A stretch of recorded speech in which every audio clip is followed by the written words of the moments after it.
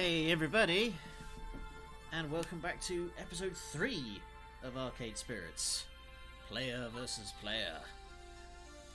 Which, just from that name alone, you know we're in for some good stuff. Let's do this. Getting straight in there, not hanging around.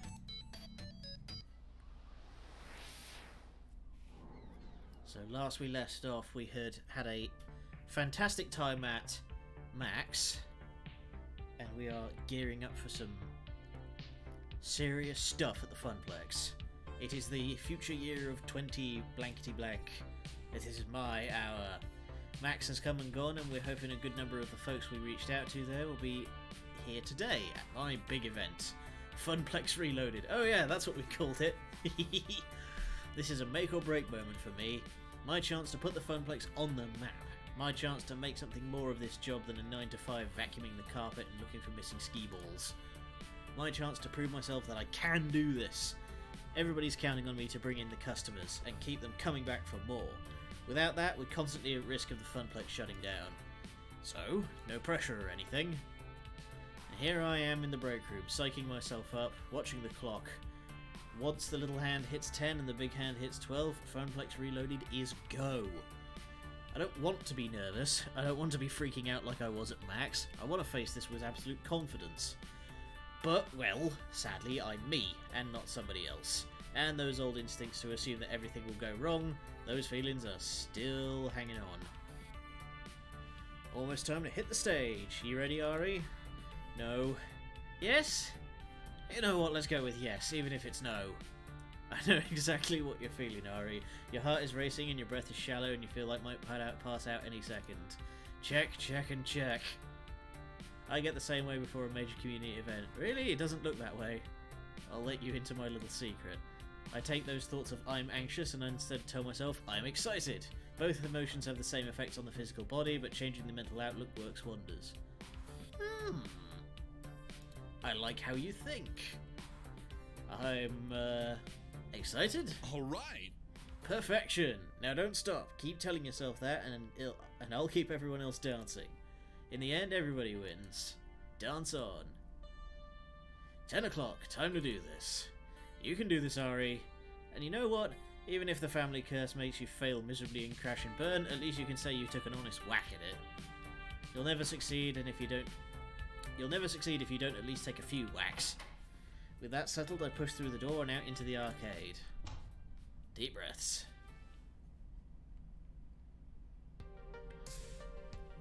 Let's be honest, we'll probably get maybe a dozen randos anyway. No big deal, right? That is not a dozen randos! That is considerably more than a dozen randos. Wait, why am I panicking? This is a good problem to have. We wanted a big crowd for the event. Okay, it's more folks to wrangle, but I can do this. I can do this! I step out in front of the crowd, waving for attention. Hey everyone! I briefly look down to make sure I'm wearing my pants, unlike my nightmares about public speaking. Welcome everyone to Funplex Reloaded at Francine's Arcade Funplex! We've got some awesome things in store for you today. I'll go over the basics, then we can get this party started. First, the token machines will be spitting out extra tokens when you buy $5 or more, so make the most of it. Second, Fist of Discomfort Tournament. We're streaming it live on Queen Bee's channel. Sign-ups are at the prize desk. See the giant pink flamingo for details. Third, high score contest for nearly every other game in the arcade. Register your 3-letter initials with Gavin at the desk to join in. Whoever holds the top score at the end of the day gets a trophy and tokens. We're planning a monthly high score challenge leaderboard, so let's get that started. Fourth, Teo will be managing a Showtime stage tournament. For those of you eager to get your groove on, go see him. Fifth, I can confirm the rumours, we are going to have the magical moon cuties playable on the floor today. The Funplex is the home to indies. Finally, in a few minutes I'll be revealing our new rare game. Only a few prototypes were ever made, and today you get to play one of them. All of those things were on the flyers and the promotional website and so on, meaning the point-by-point was kind of redundant. They're ready to go. But I should pump up the crowd a bit. Get them excited. I can't half-arse this either. Oh boy. Time has come. Saving the princess is a worthwhile career path. It is. It bloody well is. It's my time! Today the Funplex is your battleground. Here you'll find plenty of fiery hoops of death to jump through to prove your mettle. Arcades are places where gamers' skills are forged. Whether you're new to all this or a veteran, you're walking out of here today a stronger gamer, I promise you that. And whether you're a Fist of Discomfort challenger or a retro schoolmaster, we're ready to provide you with a challenge where you can prove your worth. Now rise up! And let's show the world what we're made of. This is Funplex Reloaded. That got him excited. Right, okay. Now it's time to reveal our new rare game. Get the show underway. Gavin and Naomi wheel the tarp-covered game out from the back room. Excitement builds in the crowd as it's pushed into place. My friends, I give you Wyvern Keep, a rare laserdisc-based game where you're the daring princess rescuing a prince from the clutches of an evil lizard. And the crowd goes mild. I thought laserdisc games played like crap. Isn't that why they stopped making them? They're not all bad. They can be they can be kitschy nostalgia at least. Could be fun. Maybe I'll give it a shot after I'm out of the FOD tournament pools. Not the outburst of joy I'd hoped for. Aww. But I thought this game was really sought after by collectors and stuff. That's different from being popular. I suppose. I wouldn't worry though. Today's crowd is fairly hardcore. Once the more casual players are wowed by the animation, it should pay for itself. Didn't Ari kind of get it for free? My point stands.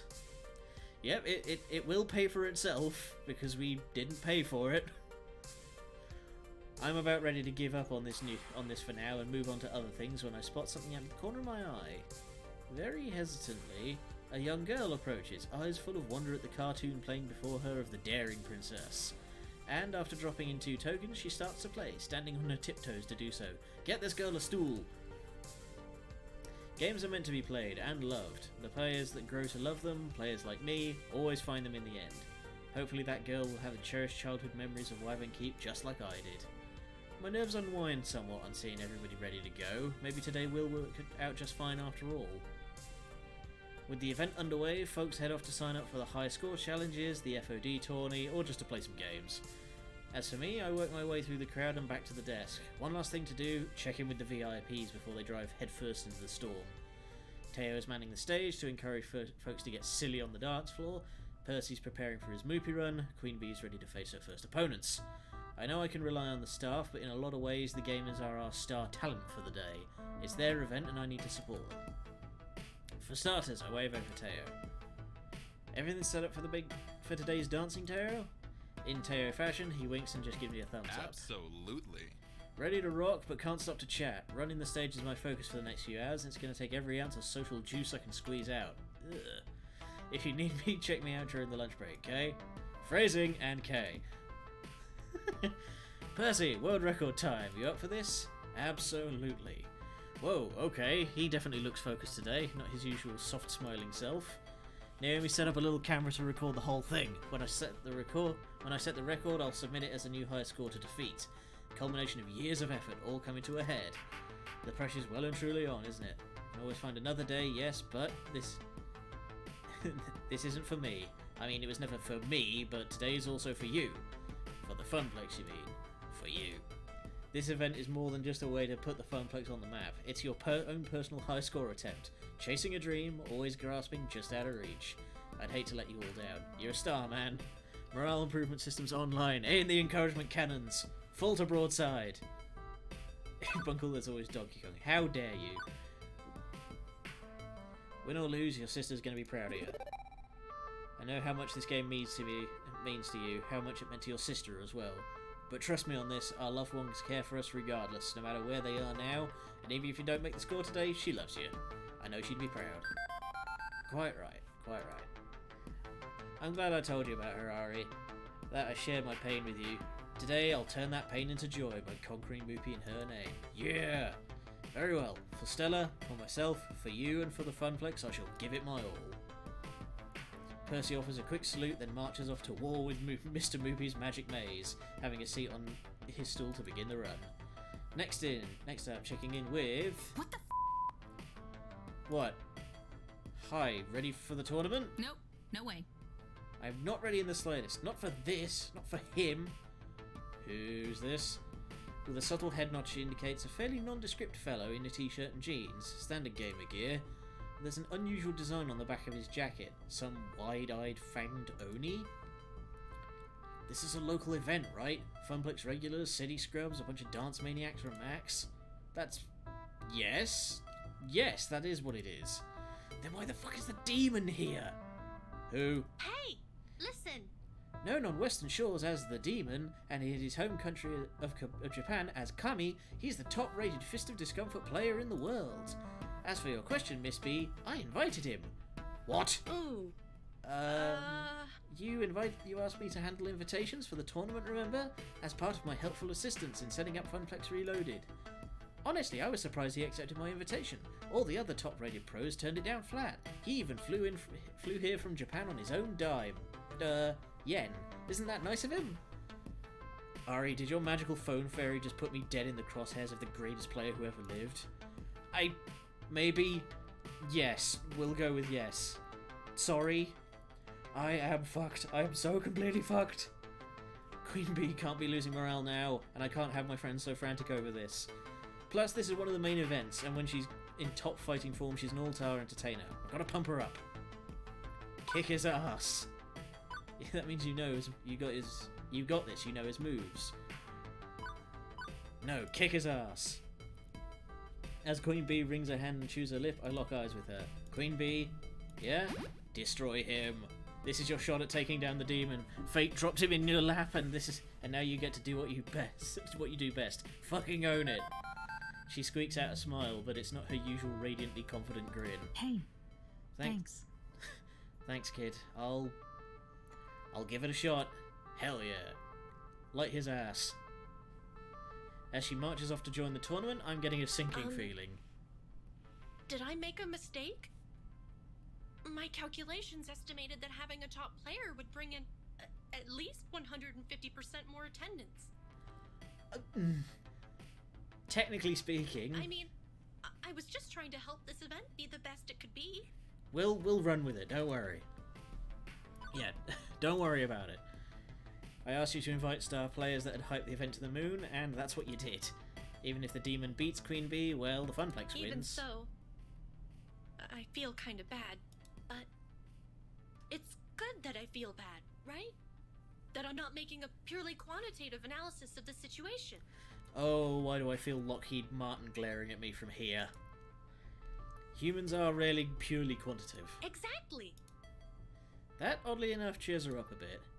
Alright, that's everyone squared away. For the next few hours, it's Floor Attendant Ari on duty, making sure Funplex Reloaded soars like an eagle rather than a turkey. Soar like a turkey, just thunk. By and large, the event runs itself, or rather, Teo, Ashley, Gavin and Naomi keep it rolling. My job is to troubleshoot. And boy howdy is there trouble to shoot. When does it turn into just a flat-out rugby scrum? Not 1 hour in and we've got problems. Even if they aren't major ones, I don't want minor problems to mess up this event. Not even one glass of spilled milk. My stress level is so high I might start bawling at the sight of it. Beep. Ari, can I be of assistance? I'd like to make things up to you after that invitation snafu. Currently I'm detecting 3 problems for you to solve. Someone beating up a cabinet, a player loudly cursing at a game, and a crowd milling around the vending machines. As floor attendant and event manager, it's my duty to make things right. The crowd's already on edge from all the high-stakes competition. Where do I start? Can't have people come...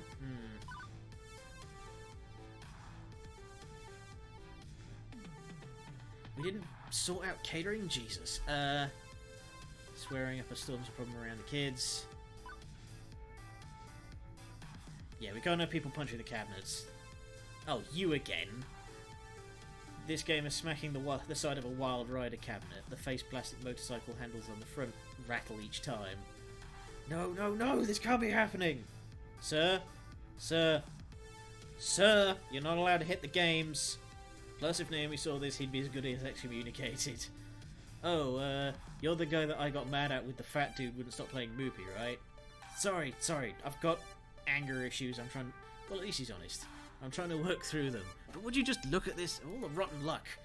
I got the top lap score. I did it, and now the game's frozen right after crossing the finish line. Honestly, I'm not surprised. Wild Riders are one of our most problematic games, constantly freezing or going splat. Naomi fixes it at least once a week. It was made in the early 2000s with janky low polys and low production values as a whole. Ooh, I've played games like that. The ones where you've got like the full bike where you actually have to like lean into the turns. I'm sorry for hitting the game. I guess that was pretty stupid of me. But is there anything you can do to help keep my score? I've got a real shot at winning this one.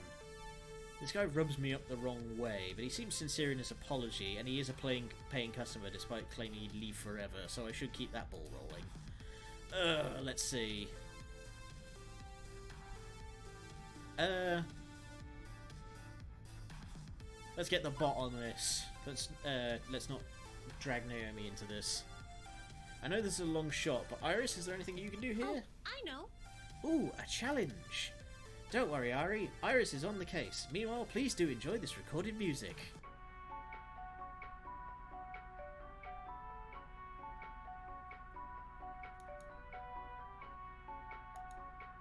So, do we just stand around and wait, or... Thank you. Thank you.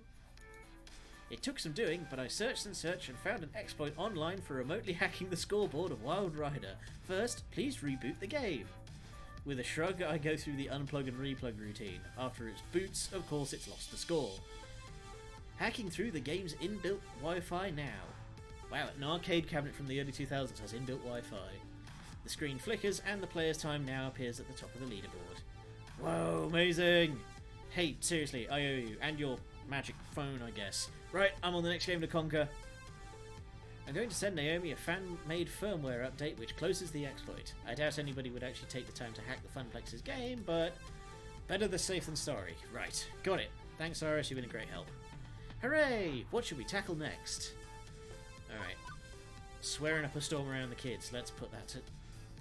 Of all the freaking immature little studs to pull, that... Whoa, settle down.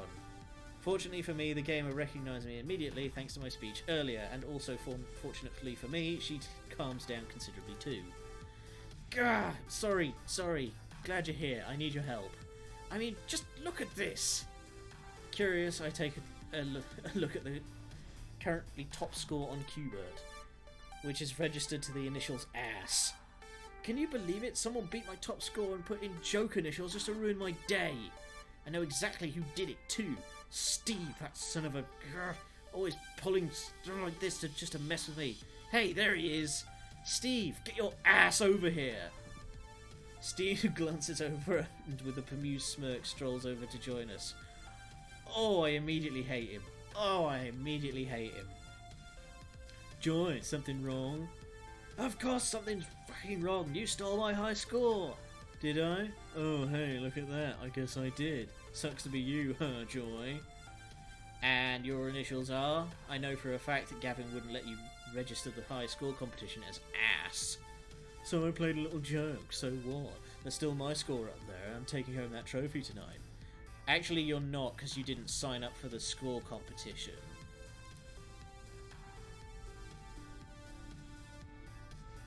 Yeah, if he didn't actually, like, sign up with those real, with the real initials, then he should be booted, right? Can I disqualify people?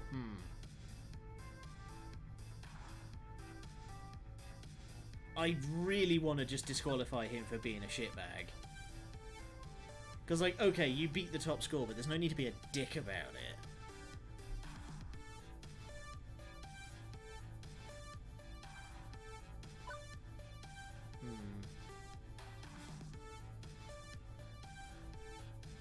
I'm gonna go with... Yeah. If you got a dispute, you take it up with Gavin at the prize desk. He's the judge, jury, and executioner for all things high score related. Already texted him for you. He's on the way. Gavin takes one look at the high scoreboard and frowns. Really? And who exactly is Mr. Ass? Well, Gavin, he's...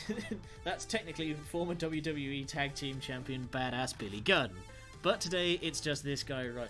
Man, Mr. Ass, I remember him. With the fame ass. Where he would just, like, jump on someone's head.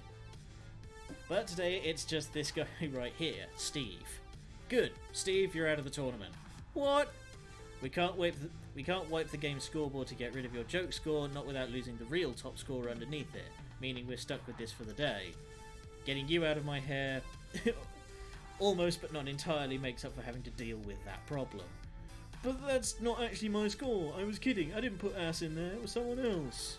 Ari? He claimed it was his until you showed up.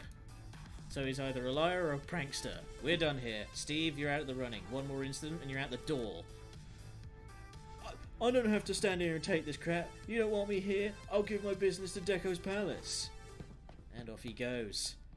Wow, that's some okay justice right there. Thanks so much.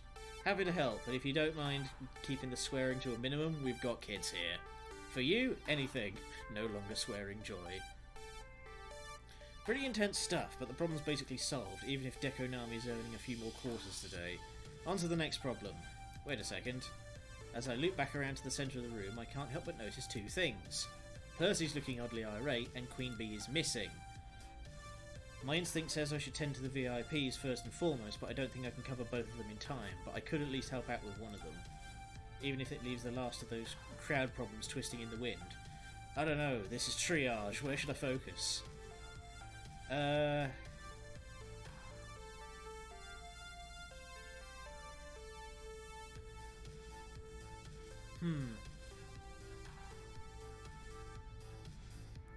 Oh, this is a situation.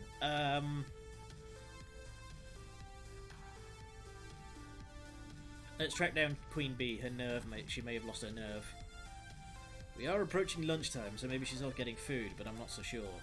The Queen Bee I know would be watching the tournament pools and studying her opponents. Heck, I've seen her pack protein bars for a quick lunch rather than walk away from FOD. I decide to check in with Gavin, who has eagle eyes of the entire event from his perch at the prize desk. Hey, Gavin, I was wondering where... She's in the employee break room. Where Queen Bee is. Okay, I'm honestly kind of surprised you let her in there. It's crowded in here, and one less anxiety-ridden gamer in the mix is probably healthy for the event as a whole. If you'll excuse me, I've got scores to tally. Best of luck. Okay, I guess that answers that. Weaving through the crowd, I make my way to the employees-only door. I scratched out the apostrophe last week. Good man. Brought a chisel. Sure enough, Queen Bee's here, thumbing through her social media feeds. Hey, QB. Oh, hey, kid. So, what's up? Oh, not much, really. Just wondering what I'm gonna do after L7 boots me from the team. I lose all my subscribers, and I'm lying downtrodden in the esports gutter begging for tokens. So, not much, really. Okay, I get that you feel the need to hustle 24/7 and that the pressure's on, you're constantly being evaluated and judged, put under the magnifying glass. Is this meant to be comforting? My point is, I didn't forget what you told me before. But isn't this different? You're up against the best player in the world. Who would expect you to win that fight? One loss. That one, in particular, can't ruin you. Queen Bee sighs, locking her phone for now and tucking it away, her face still wrought with trepidation. Look, kid... It's complicated. There's things about L7 that I don't talk about. Some really messed up things. It's not just the pressure to perform, it's the pressure to perform perfectly at every second of my career. It's expectations beyond the norm, beyond what anyone else on my team has to deal with. Simply put, I'm a woman in esports, that's what changes everything.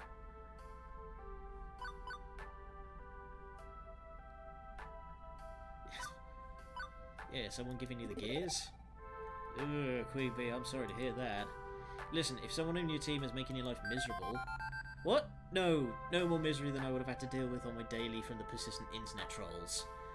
Shit I get from my team is way more subtle than that, but it stings way more than the normal bar. Do you know why L7 signed me in the first place? Affirmative action? I have a bad feeling. I'm their mascot. The only lady on a male-dominated team.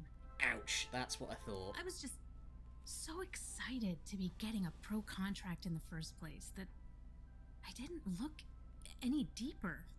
You know, I really should have looked deeper. If I did, I would have noticed their history. Oh boy. Women gamers hired and fired over the years always let go for performance issues. Performance issues, my ass.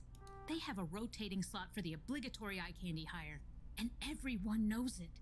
And now I'm starting to hear rumblings about my performance. It's like I'm getting too old for them, and it's time to trade in for a younger, hotter esports star. Ugh. And it's not like any of this is in writing. Oh no. They never say why it happens. It's to avoid the legal system, obviously. They blame the gamer every time. Poor performance. Yeah, I'm pretty sure you've got like a legal leg out for like wrongful dismissal if that happens, don't But you? it's as plain as the nose on your face. Instinctively, I go cross-eyed, try to look at my own nose. Well, maybe not my nose. Mine's a work of sublime beauty crafted by the gods themselves. You know, this kind of crap happens all the time in esports. Montages and interviews are always focused on me being a woman and not my skills as a gamer. I mean, it's not just in esports, it's soaked into the entire frigging gaming culture. Women, LGBT, POCs, minorities, people with disabilities. Basically, anyone who's not the industry marketing target has to work extra hard to get where they want to be, and treated like crap along the way. I've fought tooth and nail to get to where I am now, and to have it be threatened because I don't uphold their sexist standard anymore is frankly put, bullshit. So, it's there and it's real, but tough to prove any real allegations. Closest thing I've got to hard evidence is my win-loss rating. It's steady and solid, no performance problems at all. Nope, no way. I don't lose. They can't drop the axe just yet, not until I make a mistake. And, well, taking on the demon and getting destroyed in front of a live-streamed audience at a small event, an event I should be winning hands down, that's all they need to justify abandoning ship.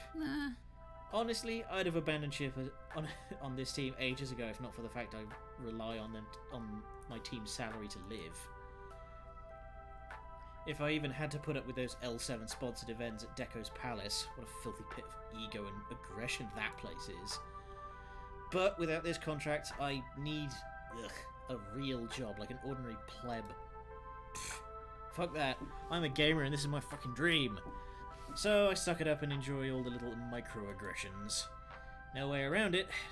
No way around it now. If I want to keep being a pro, I have to beat the demon. But how do you kill that which has no weaknesses? Oh, come on, everyone has a weakness. What's his? Maybe.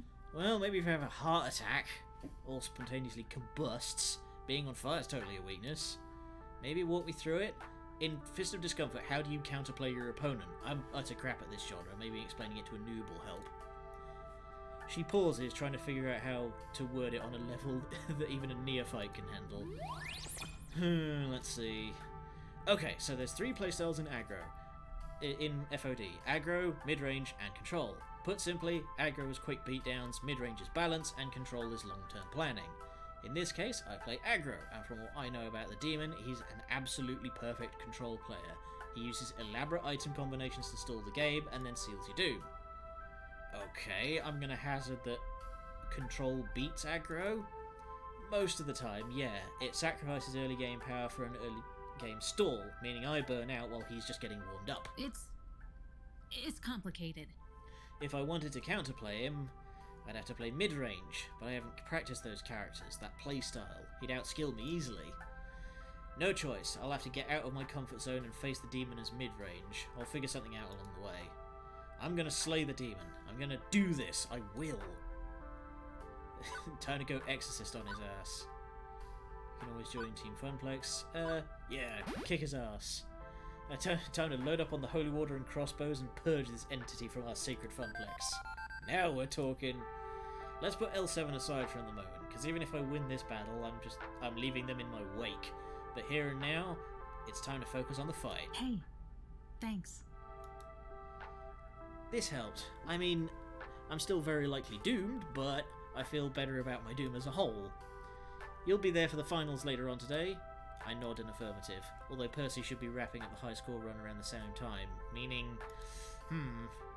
Hey, it's cool, I get it, you've got a lot going on, no pressure. Now you've got an event to manage and I've got a fight to prep for. Let's both do what we do best. You got it, Queen Bee. She pulls out her phone to do a little research as I depart.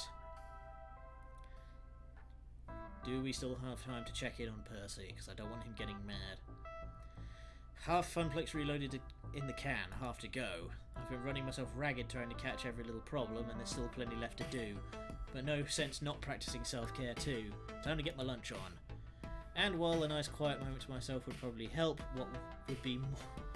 what would help would be a smidge of social interaction beyond crisis management. Percy and Queen Bee are obviously tied up in their own affairs, but everyone else should be open. Who could I lean on in my time of need?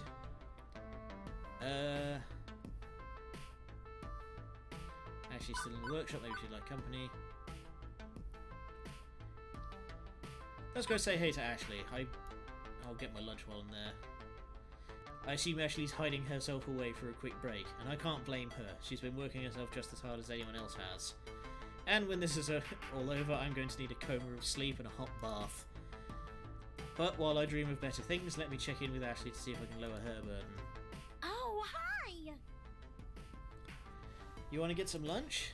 You read my mind. I am psychic, you know. Whole story then? To the whole story! Da-la-la-la-la.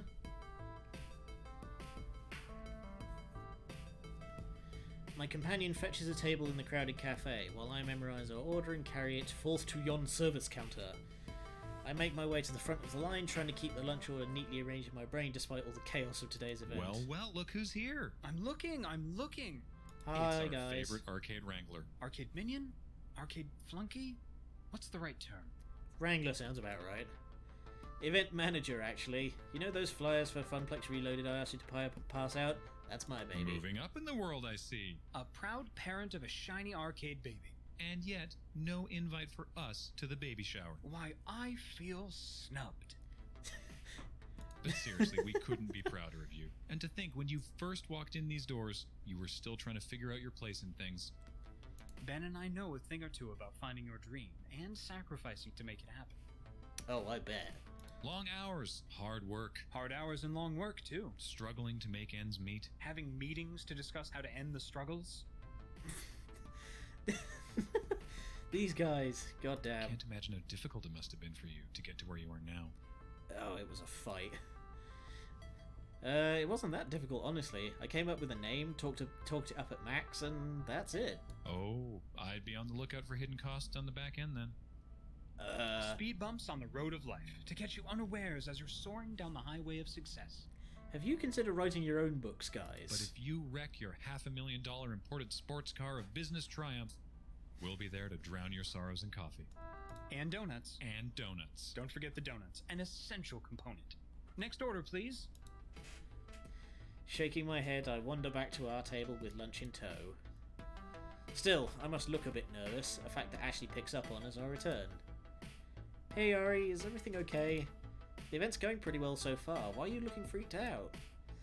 I don't know. I mean, a lot's riding on this, for the Funplex and for me. And with Gavin handing me the keys to the kingdom, I'm kind of worried about accidentally locking myself out. If that metaphor made any sense. Hey, I know how those days go. Even I feel lost and confused sometimes. There are days when it's especially rough. You? Seriously? Little Miss Sunshine? Really? The living embodiment of good tidings and cheer? Who are you and what have you done with Ashley? Come on now. But seriously, you're always so happy and confident, Ashley. Blindingly so, in fact. Between the cosplay fashion and keeping the kiddies happy, I've never seen you lose your smile. I know it seems totally unlike me, but honestly, deep down I'm scared. I feel like I don't really know who I am. Every time I look at myself in the mirror, I don't know who this person is who is staring back at me. I mean, in my heart of hearts, I know I am Ashley Wolf, but that's all.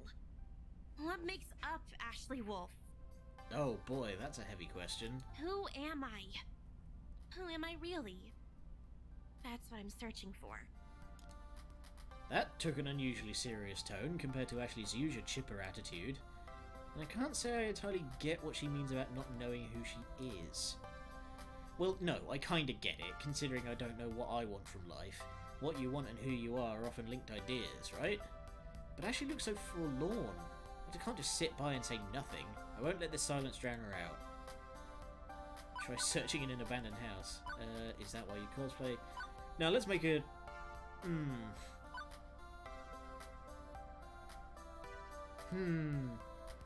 I feel like she would appreciate trying to make a joke, but at the same time she is trying to be serious.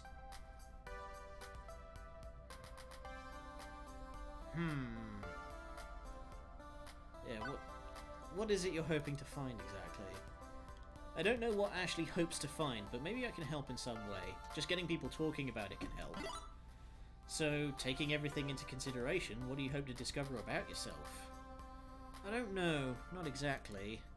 I guess I just want to be happy with who I am. I can understand that. When I reflect on my life, I really do love cosplay, and I love the rush it brings. I get to be whoever I want, whatever I want. I can be a starship captain, an elf, a giant pink flamingo mascot even. I don't have to worry about Ashley, I can focus on being someone else. I feel awkward in my own skin. When I'm in costume, I feel like I'm at my fullest potential. I feel comfortable. But I think cosplay has really helped me understand some things about myself that I couldn't see before I started doing this. I just want people... I just want to be able to love the person I am when I find them. Knowing you, I think you'll do just fine. If you can smile for the kiddies through a pink flamingo mask, you can smile for yourself. I hope so. I really do. Ashley looks off again longingly for a second before snapping back to attention. Oh my, I've just talked your ear right off. Beep, beep. Lunchtime is over, Ari. Oh crap. Right on time. Hey, thanks for listening, Ari. I mean it.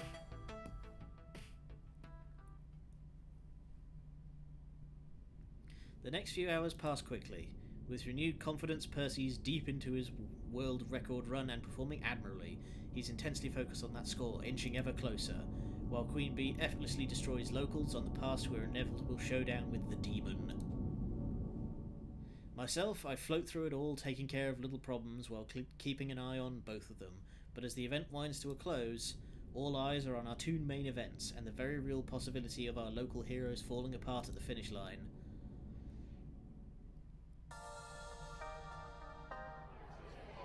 Technically, the arcade-wide score competition is still on, but the crowds are ignoring the games in favour of crowding around Fist of Discomfort and Moopy. Hey man. Don't worry. This is why I record these things. Percy's been on a solid run ever since his earlier fumbles. Queen Bee is effortlessly destroying all competitors, as expected, but the demon has been matching a game for game, destroying his opponents as well, and as predicted, grand finals will come down to Queen Bee versus the demon. And as for the magical world of Moopy, Percy's closing in on that world record, with the tape rolling and ready to submit to Twin Galaxies. The pressure's on. I got Queen Bee through her worries, but that was just the prelude. This is the main event, but Percy's not looking great. Hunched over his joystick, he might need me. I can't be there for both as much as I want to. Who should I focus on? Yeah, let's go for Percy, because we've already given Queen Bee as much of a pep talk as possible. So let's. I know our main event is Fist of Discomfort, but Percy's high score run is just as important in my eyes. I should spread out my attention a bit. The good news is that he's closing in on the world record, approaching 3.5 million. A small crowd has gathered around to watch Percy's progress. Not as large a crowd as the one around Fist of Discomfort, but Retro still has a following in 20xdx, clearly. Almost there, you can do it! I gently push my way to the front of the crowd. Percy is deep in concentration as I see a bead of sweat slide down his brow. As much as I don't want to take his focus off Movie, Percy could use a little check-in. Almost there? Almost there. Is it 30? 3.2, he's so there. Mr. Moopy glides through the maze after maze, point pressing by sticking around just long enough to grab all the dots to zap the monsters before exiting stage left. His expression is dead serious, absolute focus. He's in the zone. But I know once he achieves his dream he's been reaching for, we'll get our Happy Percy back from the zone. Any minute now, just a matter of minutes before the world record is at long last his. I'm almost... Percy? Almost. Something's wrong. Something's very wrong. That's not the look of someone in the zone. That's the look of someone in actual physical pain. Percy's face has become a sharp grimace, and his hand clutches around the joystick hard enough to send Mr. Moopy into a dead end. His right hand clutches his chest, every muscle in his body tightening, sweats forming on his brow. If I didn't know any better, I'd think... No, not now. He's having a bloody heart attack! Percy, your heart! Quickly he grabs my jacket with the same ferocity he was grabbing at his shirt. Please, just a few minutes. Don't do anything. Don't stop me yet. I can do this. You need a doctor! Oh, hell. No. Ah.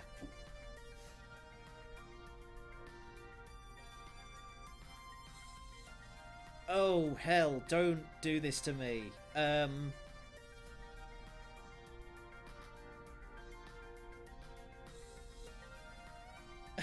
Help. Shit. 911 for actual emergency. Yeah, you need a fucking doctor, mate. I'm not letting you kill yourself over this. There'll be more chances. This is his dream finally realised. Defeat the high score. My dream is a spectacular event, one that will make the funplex soar. But neither of our dreams are worth his life. Iris, call 911. Hurry. On it. I'm sorry, Percy. We need to get you to a hospital. I'm so sorry. I'm so sorry. Reluctantly, he lets go of the joystick, leaning heavily on the cabinet as Mr. Moopy dies 1,000 deaths. At least without the need to focus on the game, he's calmer. Don't blame yourself. Please, it's not your fault. I just... Shush, ambulance will be here soon. You'll be fine. I promise, please.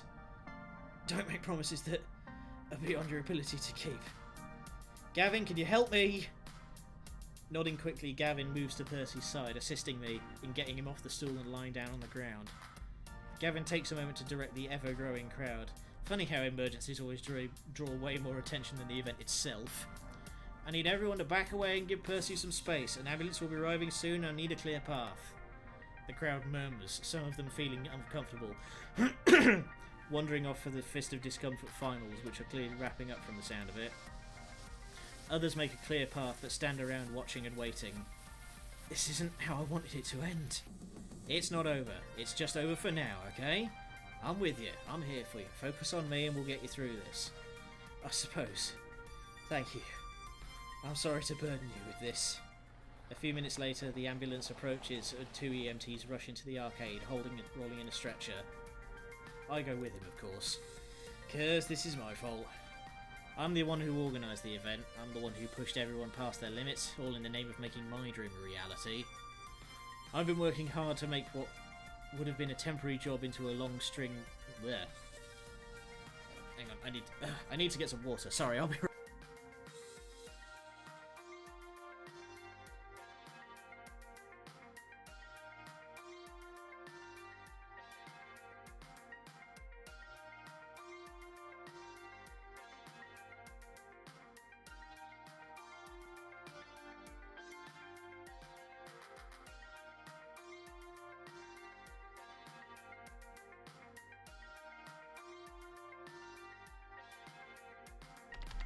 Okay, and we're back.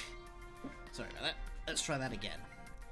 I've been working hard to make what would have been a temporary job into a long string of temporary jobs into something more, something I can believe in, but I didn't stop to think of what it would cost me and everyone around me.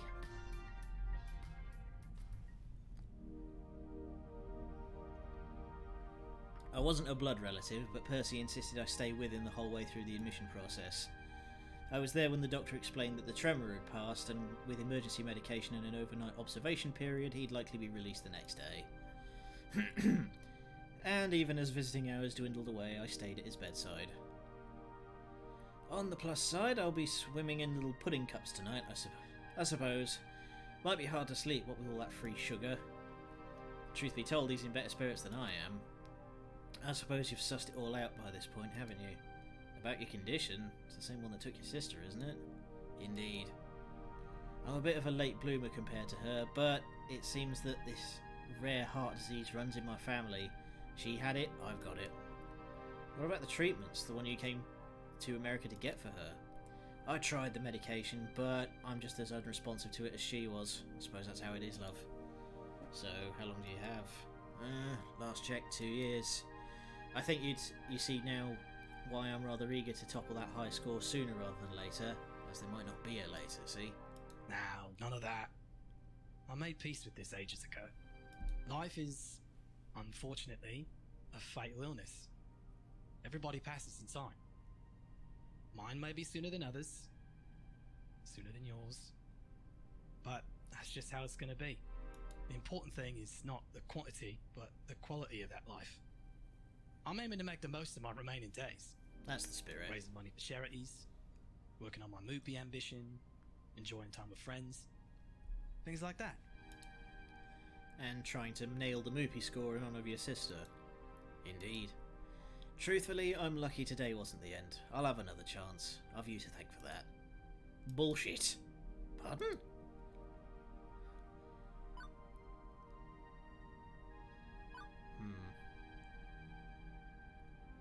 Yeah, I nearly got you killed, man.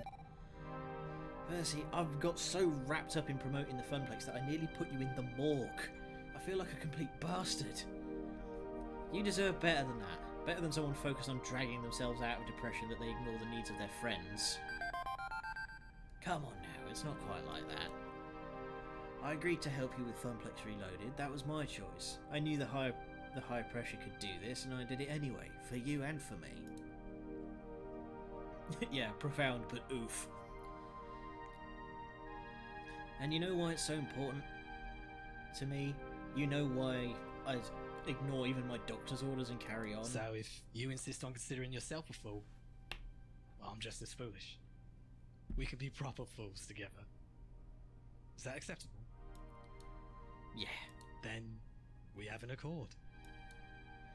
2 years, give or take. It's strange how at peace he is with the idea of dying. I wasn't with him the whole day through. Now I sort of wish I had been. Queen Bee needed my help too, but hindsight 2020, that kind of thing. Before I can say another word, there's a sharp knock at the door, which then immediately opens. What the Purr, what the hell happened? They told me your heart exploded or something. Also, hi kid. Hi. Ah, Queen Bee, how'd the tournament go? Afraid I was a bit occupied at the moment, couldn't watch the finals. Who fucking cares? I do. I just said so, yeah? Sorry, right, I'll keep it short. I lost. I got completely and utterly owned too. Oh, jeez. What about L7 Gaming? Did they fire you? Surprisingly enough, it's not as bad as I feared. Seems that the demon actually came all the way not just to kick my ass, but to scout me. He's forming a team and he wants me to join. Hell yeah! Wait. The demon is hiring you? No more L7? victory? No more L7. Way to twist a defeat into victory, eh? Another dream I nearly annihilated while trying to achieve mine. Nearly, though. Thank goodness for turns of fortune. Right, that's my story in Reader's Digest form. Now it's your turn. Purple, what the hell, man? Nothing for you to concern yourself with, just a minor embuggerance. Love that turn of phrase. Oh, bullshit. This is the same thing your sister had, isn't it? Well, it's not like Percy's only friends with me. Seems like he told Queen Bee his tale too. No wonder she rushed right over. Well, yes. How long? 2 years. Shit. The hospital system chimes. There. The hospital PA system chimes, grabbing my attention. Your attention, please. Your attention, please. Visiting hours are now over. Visiting hours are now over. Suppose it's time for you to head on home. And don't worry about me. I'll be out of here by morning. Probably take a break from Boopy for a time. But I'll pop by the Funplex all the same. Only if you're sure, Percy. You know me, love. I'm an optimization expert. And my way of keeping calm through this silliness is to optimize the happiness I can find in the time remaining to me. Oh my god, can I please just give him a fucking hug? And that means the Funplex. The Funplex. Queen Bee offers me a ride back to the Funplex in her car. I've still got an event to wrap up and then a bus to catch back to my apartment. Neither of us really feel like talking on the way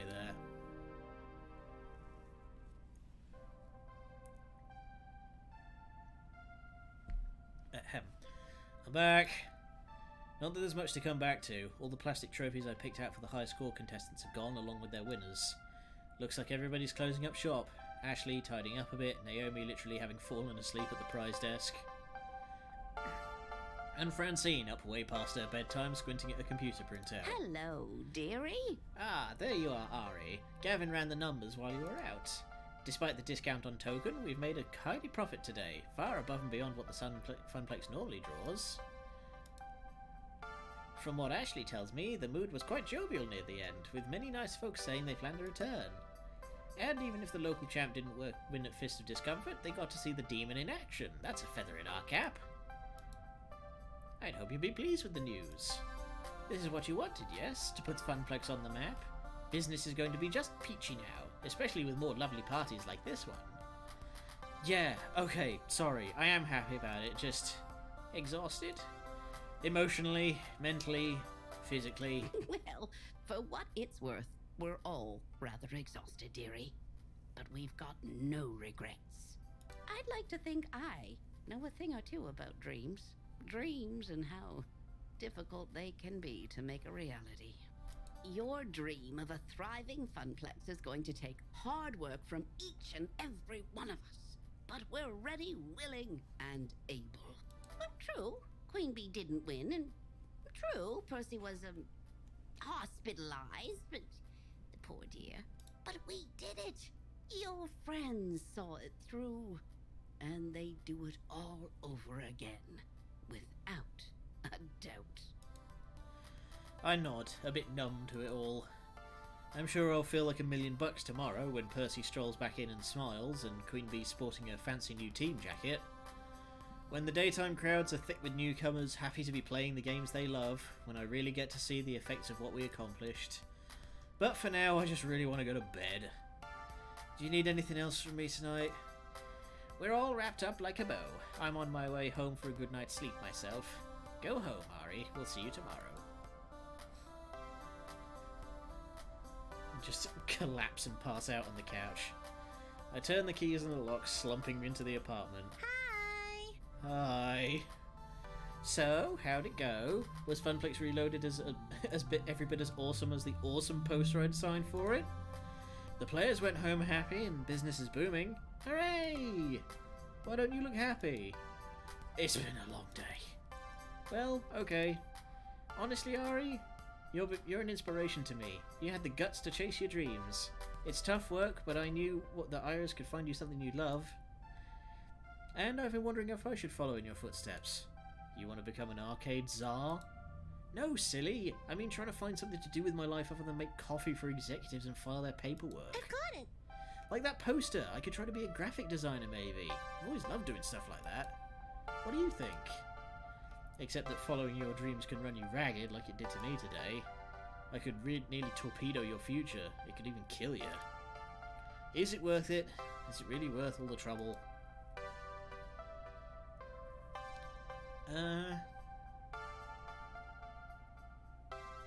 Yeah, go for it. Francine's right. I chose this path. I chose to make my life difficult in order to make my life into something. Juniper's helped me out along the way, and I should help her out in turn. I'm not gonna lie. It wouldn't be easy, not by a long shot. But yeah, I think you should chase your dreams. Become an artist on your own terms. Thank you. I knew I had the right idea. Thanks, Ari. You need to go to bed and sleep. Tomorrow I'll make you pancakes as a reward for my hard-working arcade czar. You should have pancakes every morning during those summer trips, right? Your mum made them. That was ages ago, Juniper, when my folks could afford trips to the store. To the shore, rather. Imagine if you couldn't afford trips to the store, Jesus. And Juniper gets a wry smile. I think I know exactly how we can celebrate your newfound success. How about a beach vacation?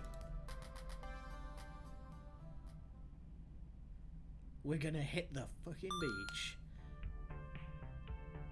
Blimey, that was level 4, that was part 4 already. And we're only an hour deep. Let's keep it going. Teo's definitely taking a liking to you. Dance fever! Yup. Okay, so yeah. Gentle, sweet and compassionate. It's all shaping up like usual. Today's pizza fact is, the world's largest pizza covered 10,000 square feet and measured 140 acres across. It weighed in at 44,457 pounds. Wow! Yeah, might as well save while we're here. But yeah, we will continue on to episode 5.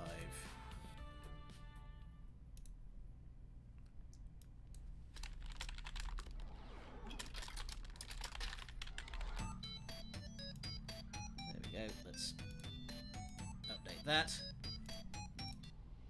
Under the Boardwalk. That is a lot of pizza. 44-ton pizza.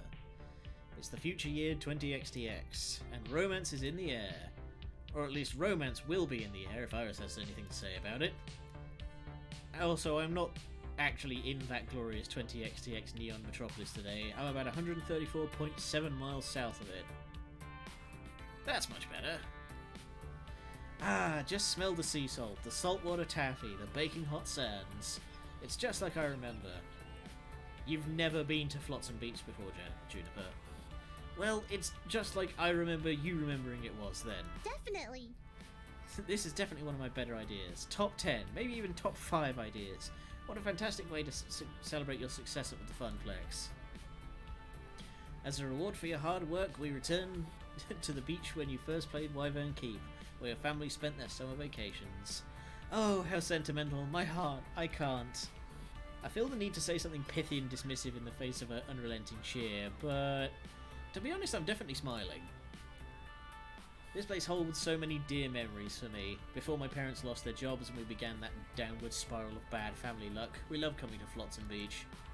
And coming back here for sure is a treat. Yes. This place is great. Sand and sea and that boardwalk. Yes, I love those. All those little shops and the best fried food the East Coast can provide. And arcades aplenty. The seashells and airbrush t-shirts and plastic sunglasses and... I want to see it all. I want to do it all. I think you're more excited about this than I am, Juniper. You're excited too. Don't deny it, Ari. Later. Okay, I'm going to get changed my swimsuit before the others get here. Be right back. The others. Right. That was the second part of Juniper's plan. See, this wasn't just a treat for me, but for everyone associated with the Funplex.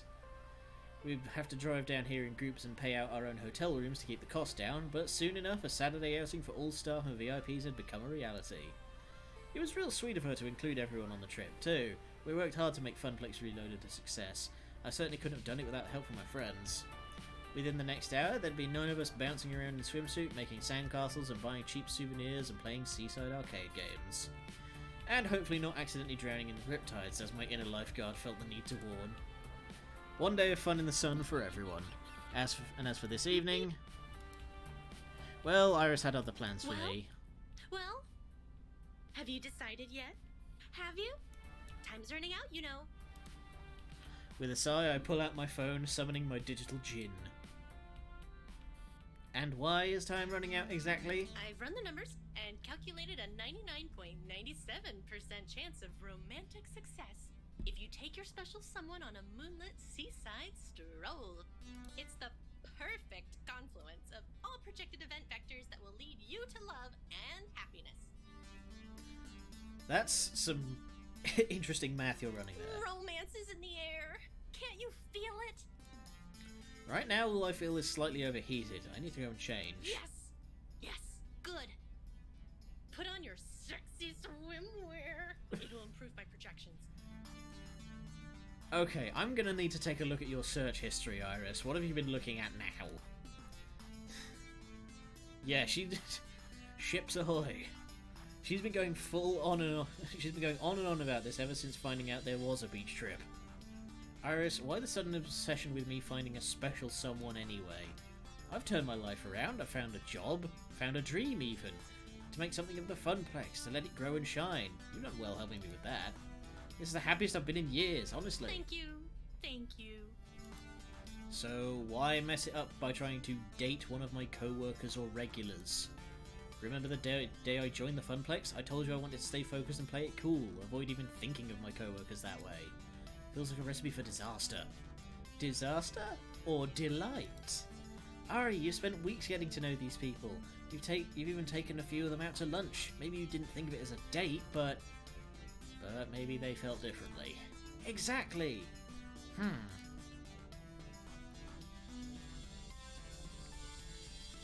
What if I just end up making things awkward? I'm already super close to all these people, closer than I thought I'd be when I first took the job. Do I really want to rock the boat by flirting with a friend like that?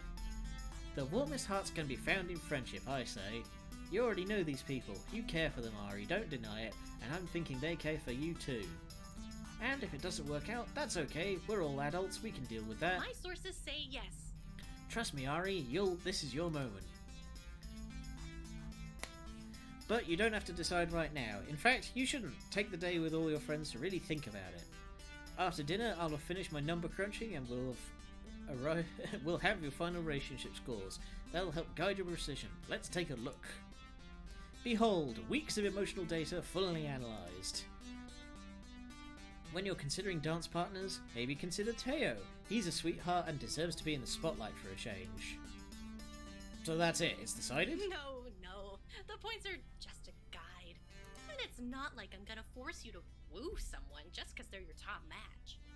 I still need to calculate how well your personality matches what they're looking for. That'll net you bonus points. Bonus points? Consider it food for thought, you know? And you've still got the rest of today to see who you're a good fit for. Maybe cram in some more time with them. Anyway, keep an open mind, yeah? By the way, according to GPS, your potential romances will be here in less than 2 minutes. That is a way to put it. Have fun! Thanks.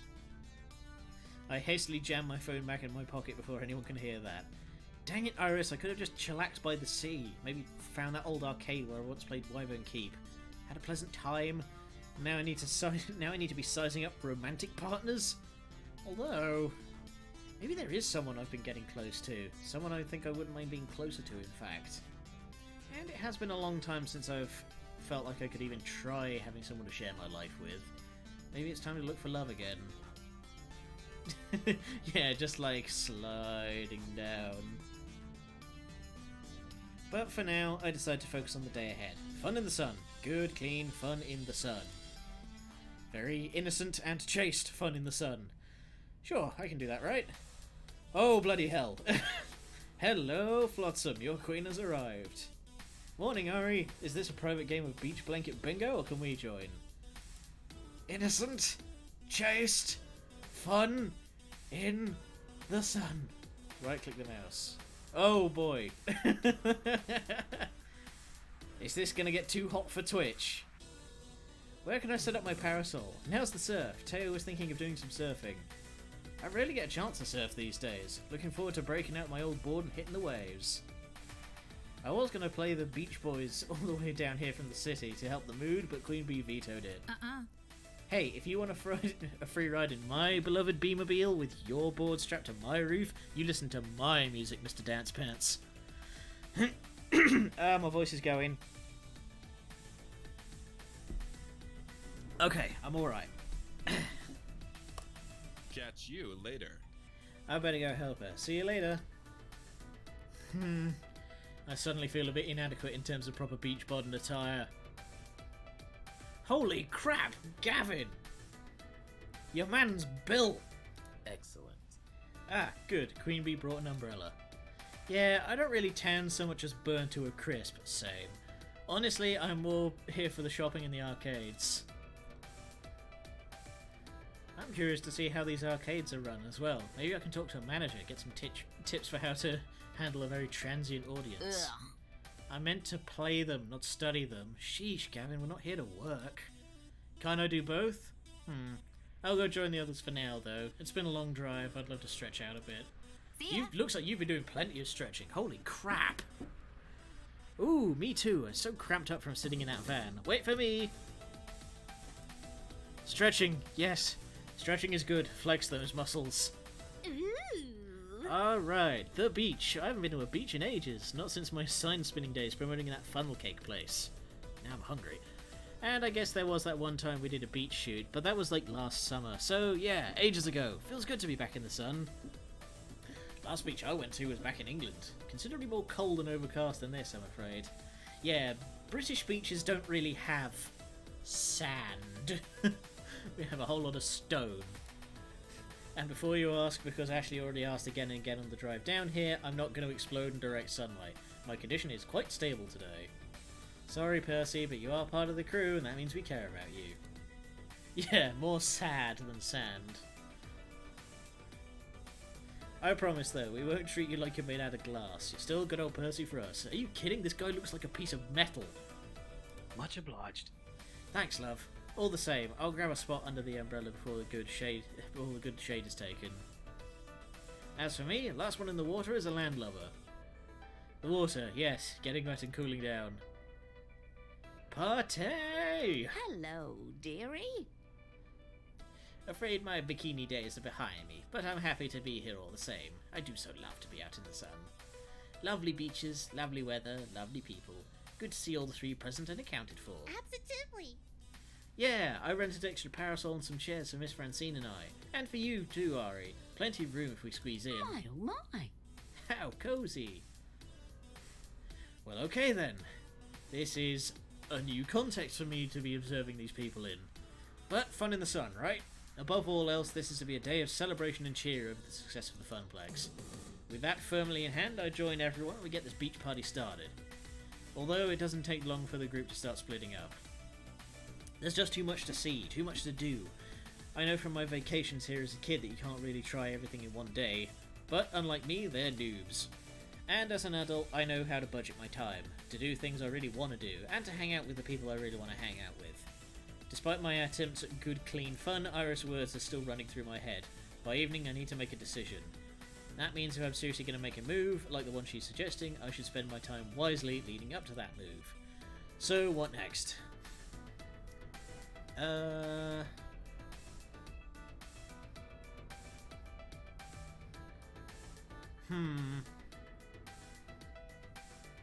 Who do I want to romance, honestly?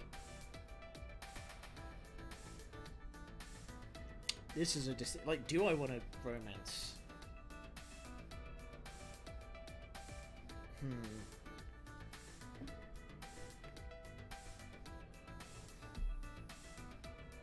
I'm currently split between Queen Bee, Teo, and Juniper. That's the big one. You can always pick the no romance option, it's just as valid. True, but I do kind of want to.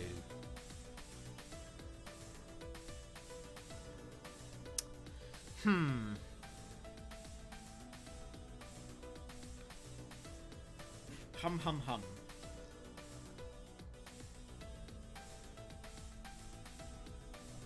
You get... Okay, use that to gauge things. Alright.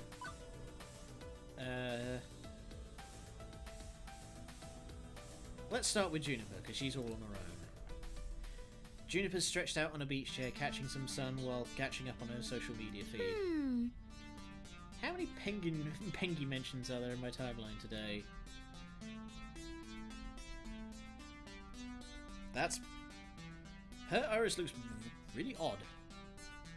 Oh, that's her hand, right. Okay, hand, yes, right. I'm not wearing my glasses. You currently have 23 mentions of Pengy in your social media timeline.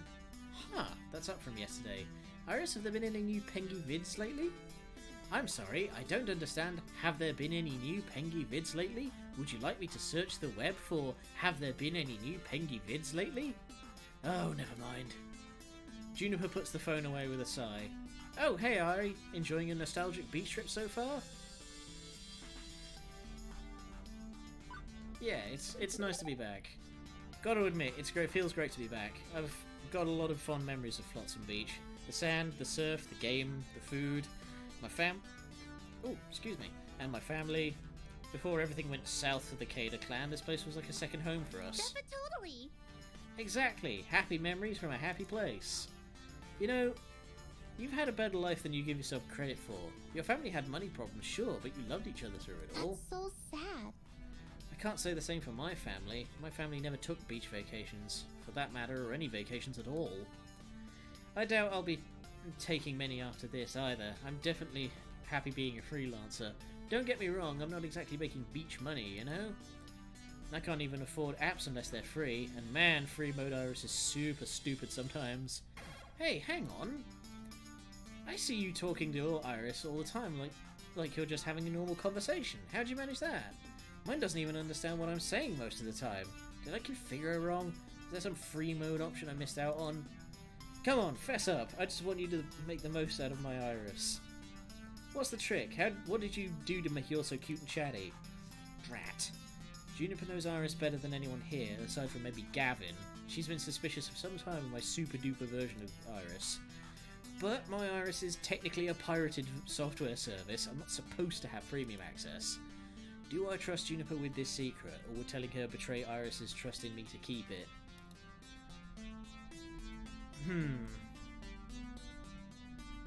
I feel like I do owe Juniper the truth.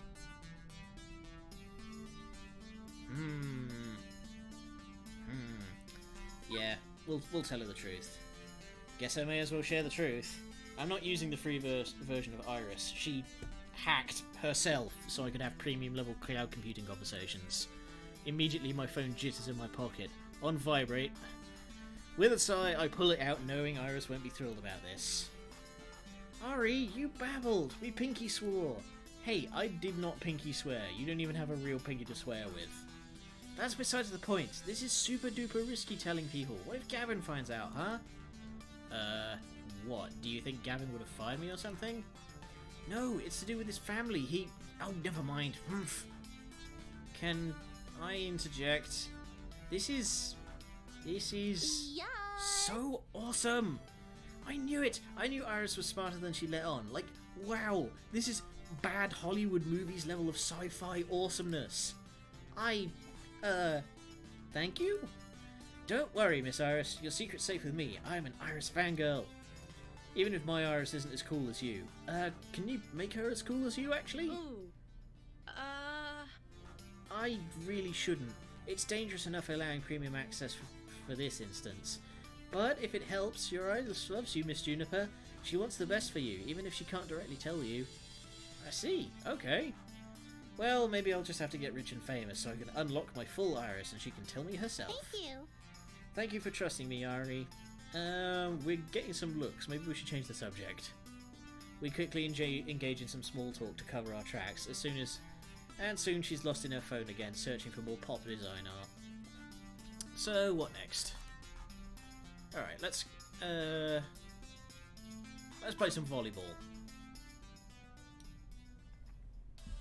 Queen Bee and Gavin have taken up a friendly little sports competition here in the sand. Beach volleyball has always been a favourite pastime of beachcombers. It's fun, competitive, and what's not to love about watching athletic people show off their skills. Granted, when my family got together to play, we mostly just ended up hitting the volleyball around and never really kept track of the points. But it was always something I enjoyed, even if I wasn't very good at it. HDA, what? Skills. Air quotes. Maybe Gavin and Queen Bee will let me join in on the fun. If I'm lucky, I'll even get to bump, set and spike it. As I jog closer to them, Gavin is occupying the far half of the court. Closer to me is Queen Bee's side of the sand court. It's easy to see that both of them have expressions of sheer determination on their faces. Gavin is cool, calm and collected, while Queen Bee is grinning from ear to ear. Both are reveling in the contest. Each is in it to win it. It'd take some sort of catastrophic event for one of them to back down, like a tsunami. Oh. Hey, there's a reason I'm a general along there with you. But enough of that. Even then, I'd bet they'd be bopping the volleyball back and forth while fighting against the wave. But this is a momentous 1v1 versus two of my most competitive friends. It's unnecessary to explain Queen Bee's cutthroat nature, but Gavin, his ambition is just as fierce, even if it is less vocal. He'd do everything for the Funplex to succeed, and he's taking that same attitude to beach sports. Are you sure you're ready for this next serve? Yeah. You better believe it, pretty boy. I'm gonna spike this ball so hard it'll quake beneath your damn feet. Excellent. Ha! If it's anything like your last attempt to score, I'll win this match in record time. That's enough talking. Fucking shut it and serve it. Hi, Queen. Eat this! Or I guess not. Maybe I'll try Gavin. Hi, Gavin. Not today, Queen Bee. I'm not sure if I'm going to get a word in until this whole ordeal is over. Their concentration is intense. Game. Hey, just because he's a pencil pusher doesn't mean he can't keep himself in good shape. Their concentration is intense. Game faces are on, and they see nothing else but the competition before them. I might as well take this time to watch them play. Hopefully they'll notice me. Gavin gracefully executes an underhand serve with the volleyball and it glides over the net, mere millimetres above it. In all fairness, it was a perfect serve, but Queen Bee returns it with a dig up high. With enough time, she easily squares up her pose and spikes it down towards Gavin's side of the court. Gavin doesn't have enough time to respond and it falls hard into the sand. Queen Bee claps and stomps her foot in the ground in unison. Victory! Ace! Technically, that's not an ace. An ace would be a point would be a point scored off a flawless serve. Queen Bee laughs and sticks out her tongue. Technically, it's putting me in the lead. It went on like this for quite some time, both of them volleying balls and serving quips. Meanwhile, I stood by and could do nothing but look on longingly. I just wanted to play. Not that I'm complaining much. Both Queen Bee and Gavin are the most athletic in the crew, save for Teo. And, well, let's just say it's the sand isn't the only hot stuff around here, to be honest.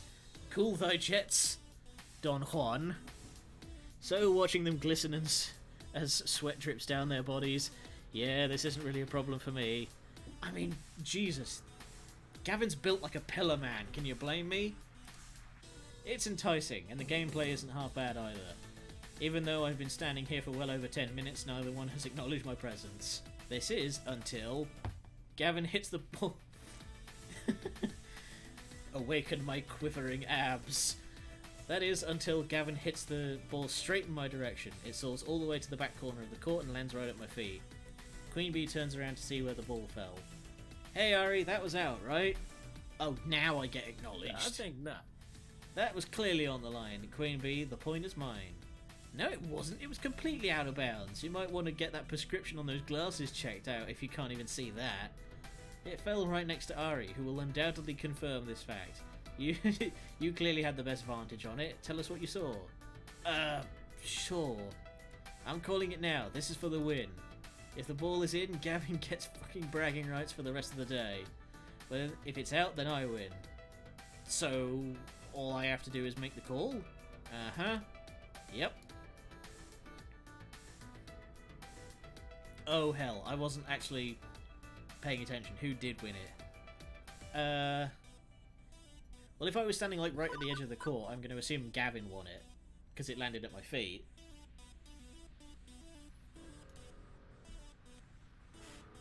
The line itself is a thin rope cord held down by a tent peg. I can see why it'd be hard to tell if the ball fell around it, but I can say for certain I saw it touch the cord. It grazed the line. Sorry, Queen Bee. Point. Set. Match. Gavin's not much the bragging type, so it's hilarious to see him enjoying the limelight a little. Granted, that's more of a tennis term, but I think Queen Bee gets the gist. I thought for sure I was going to beat you, pretty boy. You busted me fair and square. Should we take a quick break? We each nod our heads in agreement as I quickly grab a couple of water bottles laying on the sidelines and toss it to them. They gladly chug down the waters and smile widely. Thank you for the water, Ari. Yeah, I worked up quite a sweat playing. This year hit the fucking spot. Still, I wanted to play some beach volleyball. Guess that's not going to happen now. Both of them look quite content to relax and chat in the sun for now. As if reading my mind, Queen Bee leans down and picks up the ball and throws it directly at me. Think fast, Ari. Bump. I quickly clasp my hands together, squat and bump the ball back to Queen Bee. She simply bumps the ball over to Gavin, forming a triangle. We continue hitting the ball back and forth. This is exactly how my family would play. We'd all stand around and hit the ball to each other, trying to keep it from touching the ground at all costs. Yeah, that's basically how I play it as well. Gavin, Queen Bee and I really get into it too, and several times one of us ends up diving to get the ball and get a face full of sand. Haha! I like the sand swept look you've got going on, pretty boy. I can see you on the summer cover of Monsieur. If you're not careful, I'll carry you into the ocean and throw you in. Then you'll be sporting that drowned rat look. Laughing alongside Gavin and Queen Bee while playing beach volleyball makes me feel grateful for these friends. It was worth having to stand around for a while. What a perfect morning on the beach. We play a few more rounds of The Sand is Lava before letting the ball crash into the beach one last time. Very nice return, Ari. You should join us for the next match. I would if I didn't have other stuff I wanted to do. There's too much to do here, so I've got to plan accordingly. I hear that. Looking forward to taking a stroll along the boardwalk myself. It's a good idea to take in as much as you can. I think I'll call it quits too. Slow your roll, pretty boy. You can't leave quite yet. Ah, right. We do have a score to settle. Let's finish this. Mortal Kombat! I leave the gladiators to their final battle as I walk back along the beach, awaiting my next adventure. So, what next? Let's finally drop in with the Carney games. A number of little Carney-style games have been set up along the beach, independent of the Boardwalk arcades. Ring tosses, squirt guns, that kind of thing. Percy promised everyone he'd keep it low-key today as he recovers from his heart tremor. Tossing a few rings is definitely low-key. And it looks like, even though he's keen to go surfing, Teo's keeping Percy company. But judging from the way those rings are just sort of bouncing off the bottles instead of landing on them, the games are not going quite well. I don't get it. I'm usually much more coordinated than this. It's a con. All of these games are cons.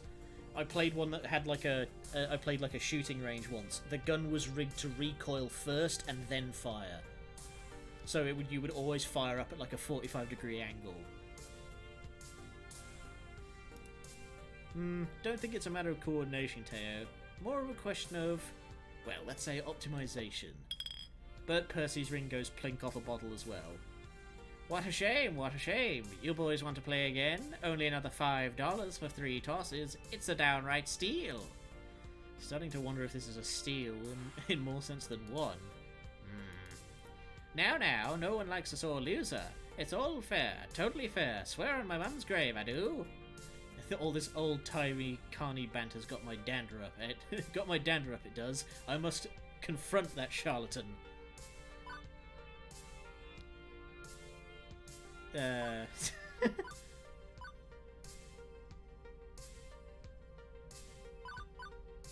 say, fellas, I believe in you, I do. Let's one of those spiffy prizes.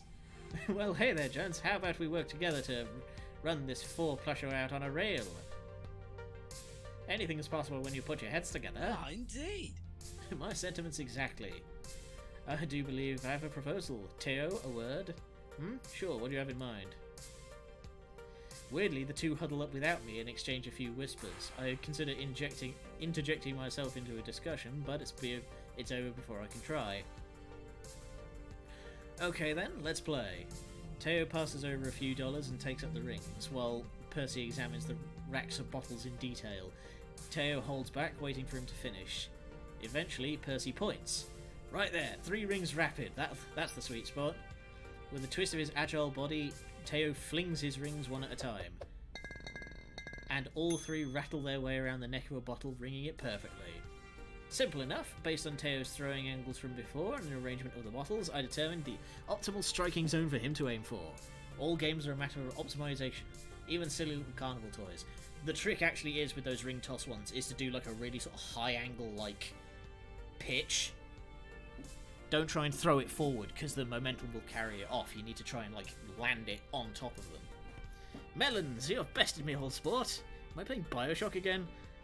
Well, I know when I'm well and truly rumbled. Go ahead and pick your prize. Well, Ari, what'll it be? Oh, I get to pick. Yeah, we're trying to win you a prize after all. Me? Really? This was all for me? Absolutely. You know it. I mean, you are the true prize here. Back me up on this, Percy. Quite so, quite so. But which one of these lesser winnings truly makes your heart dance? I glance across the row of arcane-themed stuffed dolls with curiosity. I'd say I'm a little old for dolls, but you're never too old for a huggable plush friend, and they both work so hard for it. I'd like... the swinging dolly that plays music. Where's the... Give me the giant plush Lagiacrus. I have one of those. I have like a little plush one. I want one that's like 4 foot across.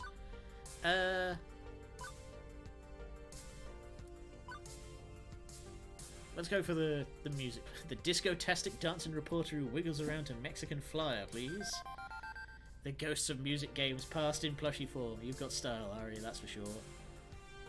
My sister had a doll that played music when you hugged it. Suppose I can't deny the appeal, even if it can get super old after the 5,912th time in a row. Okay, now go away, boys. You bother me. The three of us return to the Dunes, prize in tow. So, why were you trying to win a prize for me? I mean, Percy, there was a Moopy doll back there. That's right in your wheelhouse, yeah? True. But, well, we discussed it and decided you deserved a treat for a job well done. Sure, this whole vacation is a treat for a job well done, but we wanted something for you specifically. Quite right. I must admit, Ari, the funplex is brighter with you around. Aww. Not to say it wasn't a bright place before your tenure, but, well, there's a true breath of life here beyond what I thought possible. And beyond just the hard work you do, the way you've brought us all together, well, a mere plush toy isn't really a proper reward, but it'll have to suffice. What my comrade is trying to say in his usual poetic way is, you rock, and you rule, so you get a prize. Thanks for playing. Oh man, that'd be a hell of a thing. Yeah. Yes, that. Okay, I'm gonna go hit the waves. I'd offer you a board, Percy, but... I know, I promise to take it easy. Not that I'm very aquatic, to be honest. But it's good to spend time with you, considering usually we're on opposite ends of the arcade. You too. I'm glad they're getting along. Well, wow. Didn't realise just how much I meant to them. I'm only a floored event manager, right? But seeing everybody come together for this beach blanket bingo we've wrangled up, it's the bee's knees, it is. The noon sun's high in the sky, and honestly, it's getting super hot out here, like heat exhaustion levels of hot. While this would be a good time to migrate towards the boardwalk, it seems like there's one more thing in store for our little group. Hit the waves, played some games, chilled with friends. It's a good time to be alive, Ari. Thanks for having me along on this ride. Speaking of having folks along, we're all getting together for a big group thing. Naomi's got some kind of surprise in mind. You game? Absolutely. Great, meet you in the shade. Wonder what this is all about.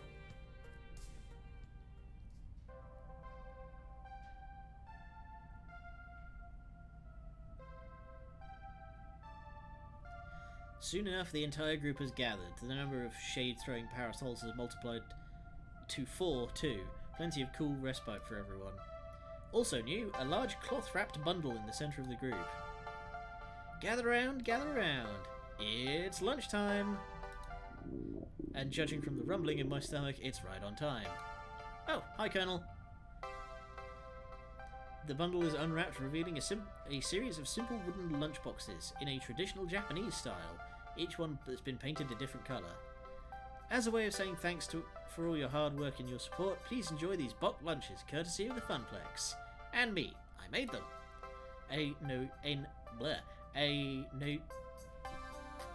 Get your teeth in, try it again. An authentic Naomi brand bento? Sign me up. I reach for a box and she smacks my hand away lightly. No. Not yet, Ari. I made these special-like.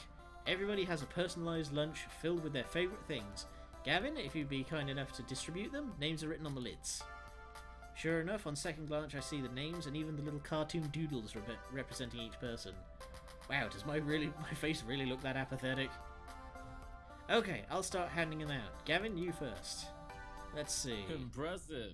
Plain yogurt, celery sticks and some rice. You know me quite well. Boring and nutritional. I coloured a bit outside the lines for this one, rather than sticking to traditional bento style. Enjoy. Oh my gosh! Sushi with some tempura veggies. Ooh, and a side of miso soup. Dang, that sounds nice. I love nothing more than a traditional bento box lunch. And I love nothing more than making them. Fish and chips, of course, with a little Union Jack and a toothpick. And you made a moopy maze out of the chips, too. Ah, it's not too stereotypical, is it? Quite good. I haven't had a proper fish... I haven't found a proper chip shop stateside, so I'll take it. A nice little taste of home. Fantastic. A big juicy cheeseburger and french fries. My mouth is watering just looking at it. Yum. And it's got lots of pink in it, just how you like it. So pink I can hear it moo. Cook your burgers, goddamn. This is perfect. Pizza bread and hummus. Love Oh, it. yes. With some tzatziki and, like, those little Greek wing things. We have to keep your tank at full. A tired Teo is not a true Teo. Oh, how marvelous. Oh my, this is lovely. Little finger sandwiches, some tea, and even a cupcake. Oh, thank you, Naomi dear. It's very thoughtful. Aw, thanks, Miss Francine. I got a peanut butter and jelly sandwich. Ha! I bet you consulted with Ari on this one. I love these. Always have, always will. Actually, I just checked your Instagram. I did an analysis based on your most commonly blogged food, and can't talk, busy eating. And that leaves the one who brought us all together, Ari. For you, I made pizza bagels. Kidding. It's actually similar to the bento I gave you the day you started at the Funplex. A little reminder of how this all started. Oh, well, thank you. Speech. What? Yeah. You should make a speech before we all dig in. I mean, you're the reason we're here. I am? Yeah, you are. I mean, we were doing great before you showed up, don't get me wrong, but, you know... Pizza bagel trauma. No! Post-bagel stress disorder. But you worked harder than any of us to make the Funplex the success it is today. I was content to keep it afloat. I didn't think we'd ever manage more than that, but you refused to be content. We wouldn't be here at the beach if it were not for the success you led us to, Ari. So yes, I think a speech would be appropriate. I'm not sorry. Fuck yeah, Funplex Reloaded rocked. It really opened some doors for me. I'd still be wearing that damn black L7 jacket if not for you. The atmosphere... Yeah, I mean, look at these guys. Jeez, everyone's so ripped. Percy looks like he could wrestle a bear. The atmosphere's so much livelier thanks to your efforts. Win or lose, I'm enjoying my time with Movie thanks to having so many great people around me. By this point, I can't even imagine having a Funplex without you, Ari. So don't even think of leaving. If you do, we'll probably gather up a hunting party and drag you back. No hard feelings.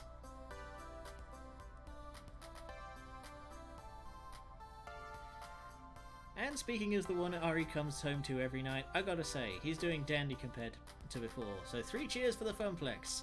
3 cheers indeed. Go ahead, Ari. You've earned the right for a speech. I'm just the silly old lady who started it. You made this happen. Wow. Seriously, wow. Well, I've made big speeches before, like the one at Funplex Reloaded, even if this feels bigger. Way bigger. Okay, here goes. Can't be milquetoast for this toast. It's big feelings or nothing.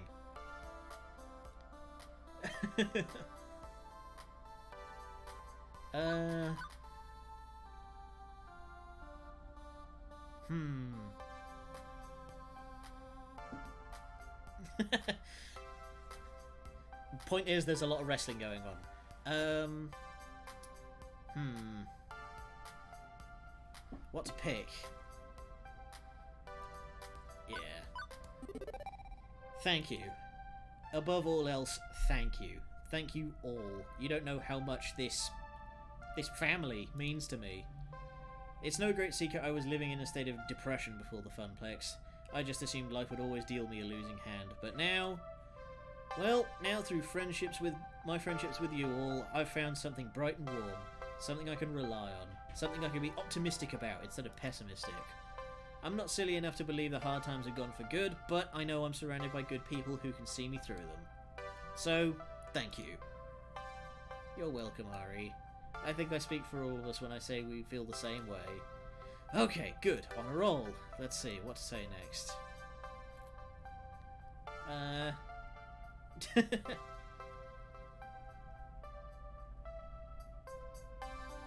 I'm not chasing Percy. I haven't really decided yet. This beach was my family's special place, and it can be ours too. Long ago, Flotsam Beach was a home away from home for my family. We'd rent a house on the dunes and just relax for a solid week. Play board games, read books, go out and have a swim, or cruise on the Boardwalk arcades. It's a place that can be anything you need it to be. Quiet solace? Sure. Loud and fun? Loud and exciting fun? Absolutely. I can't think of a better place for us to celebrate what we've accomplished together. Even if we're only here a day, we'll make the most of it.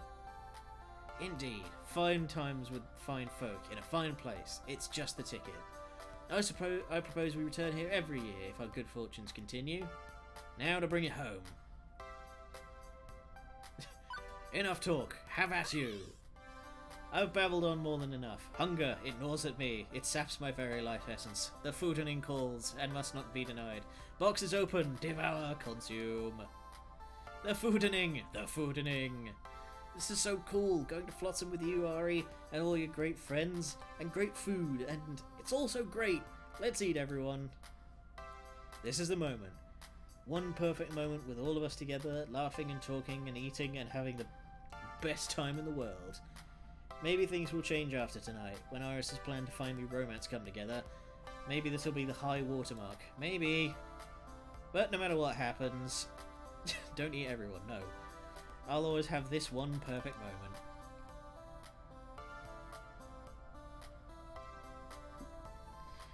Oh, that guy's dropped his milkshake. Poor dude. Afternoon slides in as the gang migrates from sandy shores to the bustling boardwalk.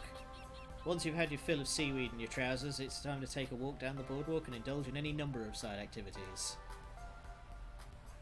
Hey, let's tone that down, all right? I know we have 3 of the generals here, but not the time. No need to change out of your swim gear either. Unless you're going deeper into the beach town, you can just skip back and forth between the sands and the boardwalk. This is where the real action happens. Shop, restaurants, and of course, arcade. Soon enough, the group's splitting up. Try to do as much as possible. I've got time to tag along with some of them. Who to hang out with? Alright, I'm just going to take a real quick second. I'll be right back.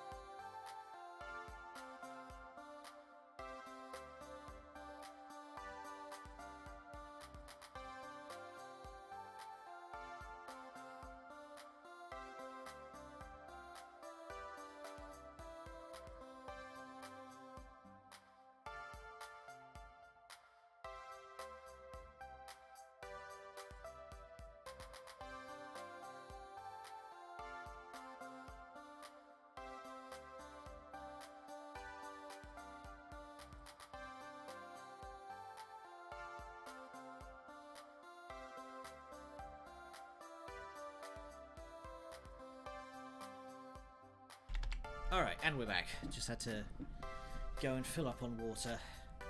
And good timing too, because just as I was sitting down and putting my headset back on, there's a dirty great lorry and a V8 Impreza going by. So that would have been very loud over the microphone.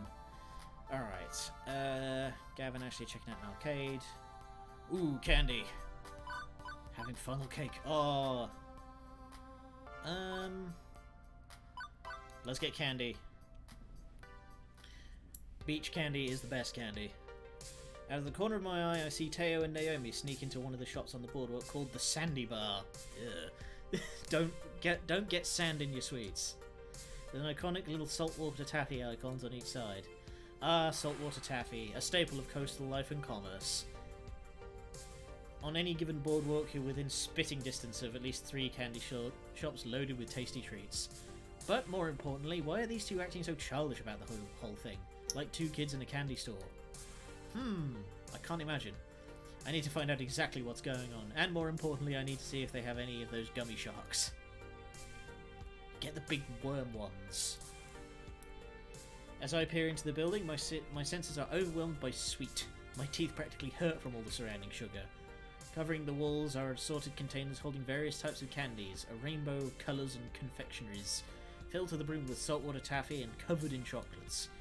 Not only do I take note of the delectable candy, but also notice all the kiddies running around. I can't help but be reminded of the Funplex. Same atmosphere, just fewer games. I look over to the person behind the counter and give them a nod of understanding. I feel you, noble cashier, in your quest to maintain peace and order. Naomi and Teo recognize me and wave me over. Over here, Ari. Come help us decide what to get. I comply and go over towards them. Naomi is huddled over a table and is filling her arms with various desserts. I want one of these, and 2 of these, a handful of this one. Oh, and what's that over there? Wow! Candied apples? I have to get one of those too. Oh, man. It's 4 in the afternoon. You can't make me this hungry. This is the best part of going to the beach. Look at how many different candies there are. I could just devour them all. Now, I pegged Naomi as having a sweet tooth, but Teo, with all his dancing, I would have guessed he'd stick to a healthier diet. But this trip is a vacation for all of us, so maybe he's spoiling himself. So, what do you think of the place? Who, me? Oh, I've been here before, quite a few times. It's the most popular candy store on the Boardwalk. My family and I would always drop by right before the long drive home. After a long day of swimming, walking, and the fun in the sun, a maximum sugar overdrive was the best way to the end of the day. They'd give me a fistful of dollars and cut me loose in here. What the? What are you doing with your hand there, sir? We are in public. Keep it on. Whoa, they just let you get whatever you wanted? Dang, I wish I had your parents. Cute. I could just see young Ari in here running around and stuffing candy into his face. Not gonna lie, I was a cute kid. Not so cute when overdosing on sweets, though. Yeah, I just saw his hand, like, shift faintly. I was like, what's he doing? Because you can just about see, like, the top of the waistband over his thumb. I mean, they didn't exactly give me Fort Knox to blow on snacks, but it's still a nice little reward at the end of the day. As I am a creature of habit, I always get saltwater taffy year after year. It's just the best feeling, munching on taffy while watching the waves crash into the sand. Naomi suddenly gasps, interrupting my recollection. What is it, Naomi? They have... Conpeto? I have no idea what that is. Is that a good thing? It's the best thing! They're traditional Japanese sugar candies that look like stars. They are my absolute favourite! Every time my mother would go to visit family in Japan, she'd bring me back some. But it's been years since I last had some. She squeals excitedly and runs over to a little stand that has a cute assortment of pastel sugar stars. We follow suit and make our way next to Naomi. Teo picks up a bag and brings it closer to his face, examining them. Okay, these are quite possibly the cutest candies I've ever seen. Sweet. And they are so sweet. Aw, Naomi, nothing sweeter than you. And that's a fact. That's not entirely true. I have to agree with Teo. No one has brought me more impromptu lunches at work than you do. Thank you, but these candies are still the sweetest. You both should taste these, by the way. I just know you'll love them as much as I do. Teo and I agree and nod our heads. Naomi turns around happily with armfuls of candy and treats. Like a dragon with her hoard, she heads towards the register when a kid runs smack into her. In a colourful explosion, candy spills everywhere. Naomi falls over backwards. I instinctively go over to help Naomi up, but out of the corner of my eye I see the kid who bumped into her, swiping candies off the floor and pocketing them. Hey! It's a classic move. We see it all the time with tickets and tokens at the Funplex, and like the arcade, this is no different. It's so overused, Teo even sees it. He elbows me and points it out to my attention. But this is not my store, not my job. Do I step in or let it slide? Yeah, I'm not letting that fly. I know it's not my job, but if some brat did that in the Funplex and I didn't notice, I would want someone to do something about it. Plus, stealing candy is the worst possible crime if one can commit, save for, like, murder and Grand Theft Auto. Okay, so there are a lot more awful crimes, but this one takes the cake, so to speak. Hey kid, turn out your pockets. What do you want? I ain't doing nothing. I saw you stuff all those candy in your pockets. Look, you're not even you aren't tricking anyone. The kid looks like they want to say something, but now the cashier's here too, and the kid turns out his pockets. There's a lot more than just what they got from the spill. With more tact than I could probably muster, the cashier tells them to kindly exit the sandy bar, and the kid complies. The cashier and I exchange knowing glances. We are one and the same. Well, after that excitement, I'm ready to relax on the beach and eat some of this candy. Me too. Me three. But I can't quite leave yet. There's one more thing I must do. I need to get some saltwater taffy. It's a Cada family boardwalk tradition after all. I'm alright. Oh yeah, we can't break tradition. Although, if we do, I wouldn't mind starting a new Funplex beach tradition with you. Teo, please, this is one important delicious decision Ari has to make. And the only correct answer would be for him to choose the cotton candy ones. Cotton candy flavoured taffy? Really? I wouldn't joke about something as serious as this. But it's like sickeningly sweet. Even I can't handle it. I can handle a truckload of sweets. Which would you choose then? Butter popcorn. Ugh. Butter popcorn, obviously. It's like a little salty with my sweet. But that's like sacrilege. I'm much more of a purist. Getting in a fight over taffy flavours isn't necessary. Both taste great, but I already know what I'm going home with. What's that, Ari? Grab bag! Just like I've always gotten, an assortment of flavours is the best way to go. You can try a little bit of everything. I just love all the different kinds of taffy. I can't pick one. Nothing wrong with that choice. And you can always throw away the cotton candy ones. Teo, I think you meant the butter popcorn ones. Clearly they take their candy seriously. I think that about covers it. How about we blow this popsicle stand? Ooh, they have popsicles too? Once again, Naomi's got her arms filled to the brim with candy and she nods enthusiastically. Teo's picked out some of his favourites too. We each take our turns in line before we know it, we're happily carrying our stash with us to the boardwalk. Oh, I almost forgot. She stops abruptly and digs through her bag for a moment and pulls out the Conpeto? I assume I'm pronouncing that completely wrong. Yes, I've been wanting one of these since you pointed them out. Naomi opens the bag and Teo and I both pick one out, popping the sugar star in our mouths. Both of us smile wide, enjoying its sugary goodness. Love it. Oh, that is so yummy! For real, Naomi, that's my new favourite candy. It's very good. Conpeto, okay. Maybe next time I'm at the Sandy Bar I'll get some of these instead of taffy. Next time I'm here, because with the Funplex riding high in the world, I bet we could afford it next time. And another. And another. Thank you for introducing me to a whole new world of flavour, Naomi. Anytime, Teo. Maybe I can change your mind on candy. I can convince you to dance a little lighter on Showtime stage. It's a delicate cabinet. But then I wouldn't be able to get you see as much on... Ugh, I'm stumbling over my words so much. But then I wouldn't get to see you as much on the Funplex floor. Very true. I've got my candy haul, so my work here's done. I got places to be. And I want to spend some time taking in the sea breeze. Catch you later. And I need to clear my senses of sugar too. Maybe we'll catch up with you later, Ari.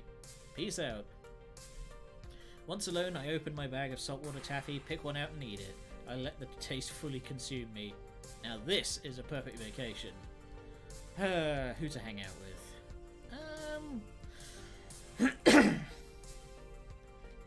You gotta buy souvenirs. Juniper and Francine are looking at a little map of the boardwalk. It highlights all the shops, cafes and art galleries along the route. I overheard them discussing it earlier today, and it looks like they might have found one. Oh, looky! This one's called Drift Away. Cute! Oh, they also do wine tasting. I'm a fan of wine, and tasting it. A nice after-lunch Merlot is always a nice treat, isn't it? I don't know why they call it wine tasting. After two bottles of the stuff, I can't taste anything. Badoots. Juniper and Francine are quite the odd couple, aren't they? But when I reflect on it, they've actually been spending some time together at the Funplex. Juniper is a self-proclaimed old lady at heart, after all, so it's no wonder they bonded over knitting, cats and costume jewellery. Hey, mind if I join you? Of course not. Francine and I are just deciding on which art gallery to visit first. I've been in the market to find a unique sculpture made from driftwood, and what better place to get one than the beach itself? That does seem like a wise choice. There is one place I must visit again. It's called Seascapes. It's been open since I was a child. I know it's hard for you to imagine, but yes, old Francine was once young and spirited just like yourself, Ari. I bet you were the talk of the boardwalk, breaking all the hearts. My, oh my. Oh, a lady never spills her secrets, but yes, I did have my fair share of summer romance here along the boardwalk. Ooh, go on, this I must know. Well, there was this one time that I snuck out in the middle of a moonlit night to meet my lover. It was quite exhilarating, of course. We simply had to go skinny dipping. Please, no, stop.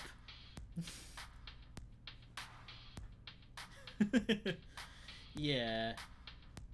There was a lot of secret being spilled on the first day as well, so this is nothing new.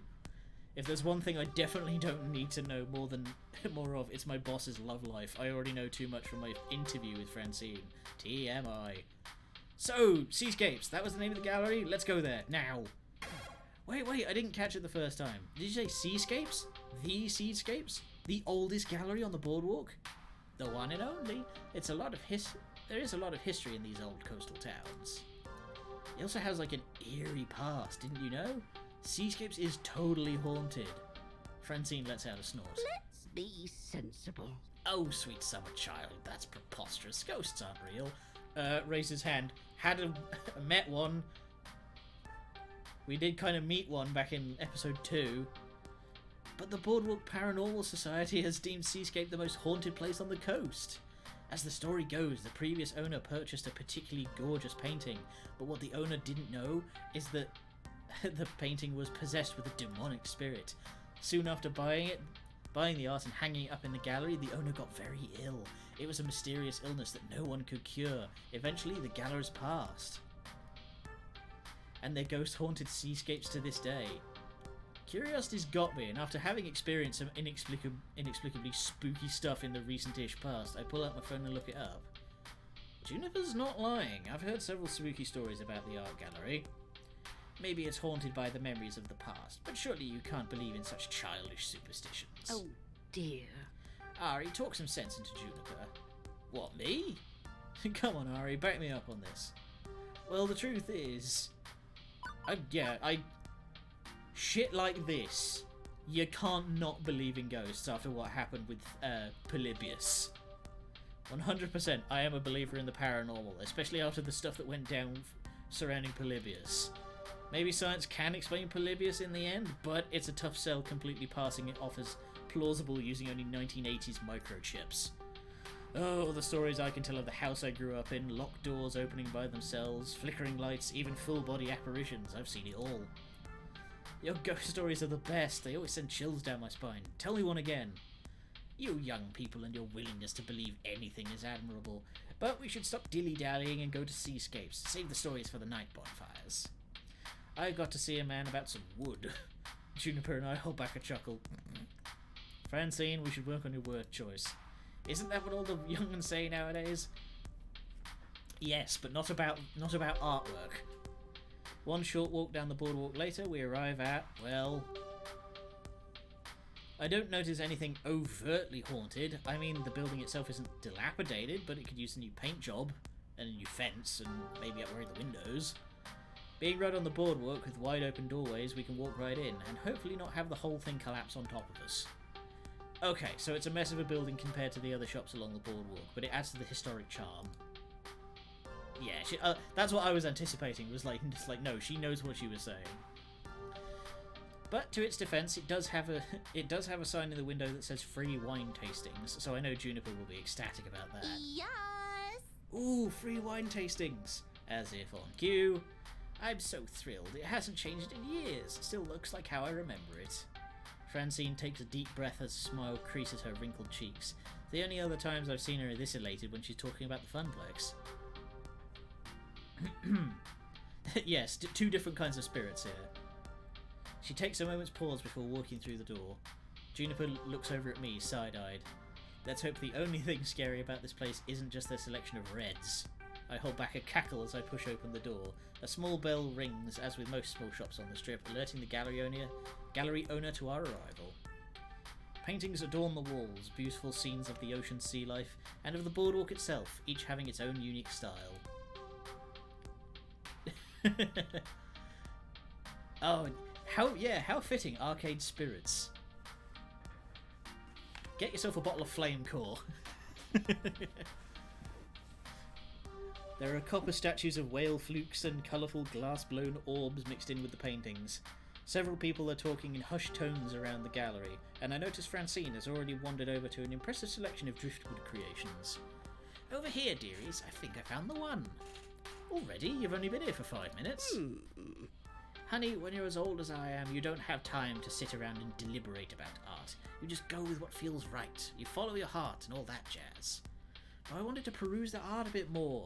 I was hoping there'd be a ghastly hand who would grab my shoulder, or maybe I'd see an actual ghost. We can stay as long as you like. I'm in no rush. Yes, come at me, ghosties. So, Francine, what did you decide on? As a kid, visiting art galleries was never my prerogative, so I had no idea about the amount of things you could make out of driftwood.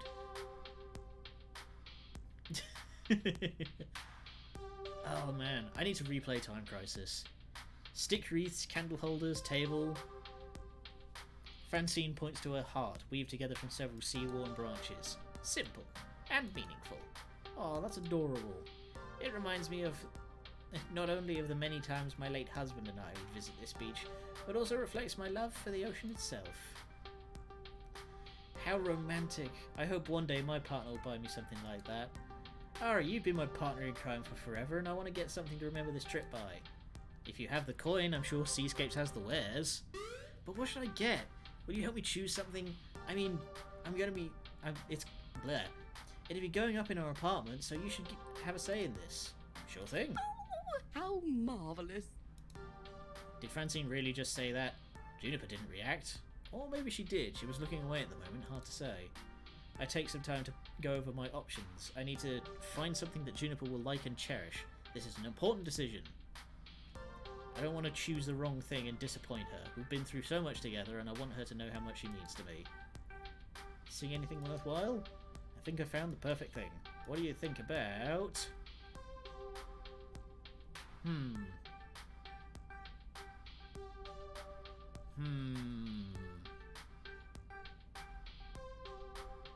Glass-blown sculpture of a jellyfish.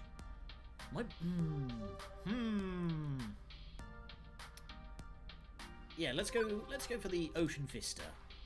Who doesn't love the beauty of the ocean? It's serene and calm. Not at all like Juniper, but I know how much he's been enjoying the ocean today. What do you think of this painting? We could hang it up in the apartment right next to the movie posters. I was thinking it could go up in my room.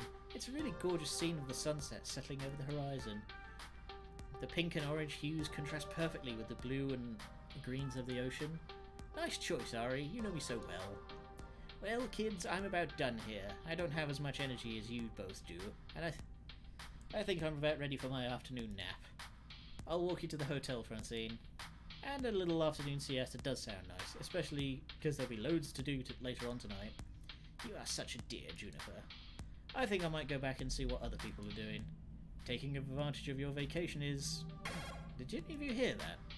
Hear what, dearie? Sounded like a woman saying, save yourselves. No? Are you sure? I wouldn't lie about this. Did you feel that shift in temperature? It's just the sweet ocean breeze tickling your face. Don't let the ghost tales go to your head. Well, you both were just on your way out, so... Good point. See you later, Ari. Thanks for joining this old lady on her shopping expedition. Juniper practically drags poor Francine out of the gallery as fast as she can. Once out of sight, I reflect once more on the allure of the art and make my way outside to see if I can tag along with any of the others. Who to hang out with? Alright. We're gonna get this last scene started, but then I'm gonna have to wrap up because we are at time and it's not looking like this episode's gonna end anytime soon. So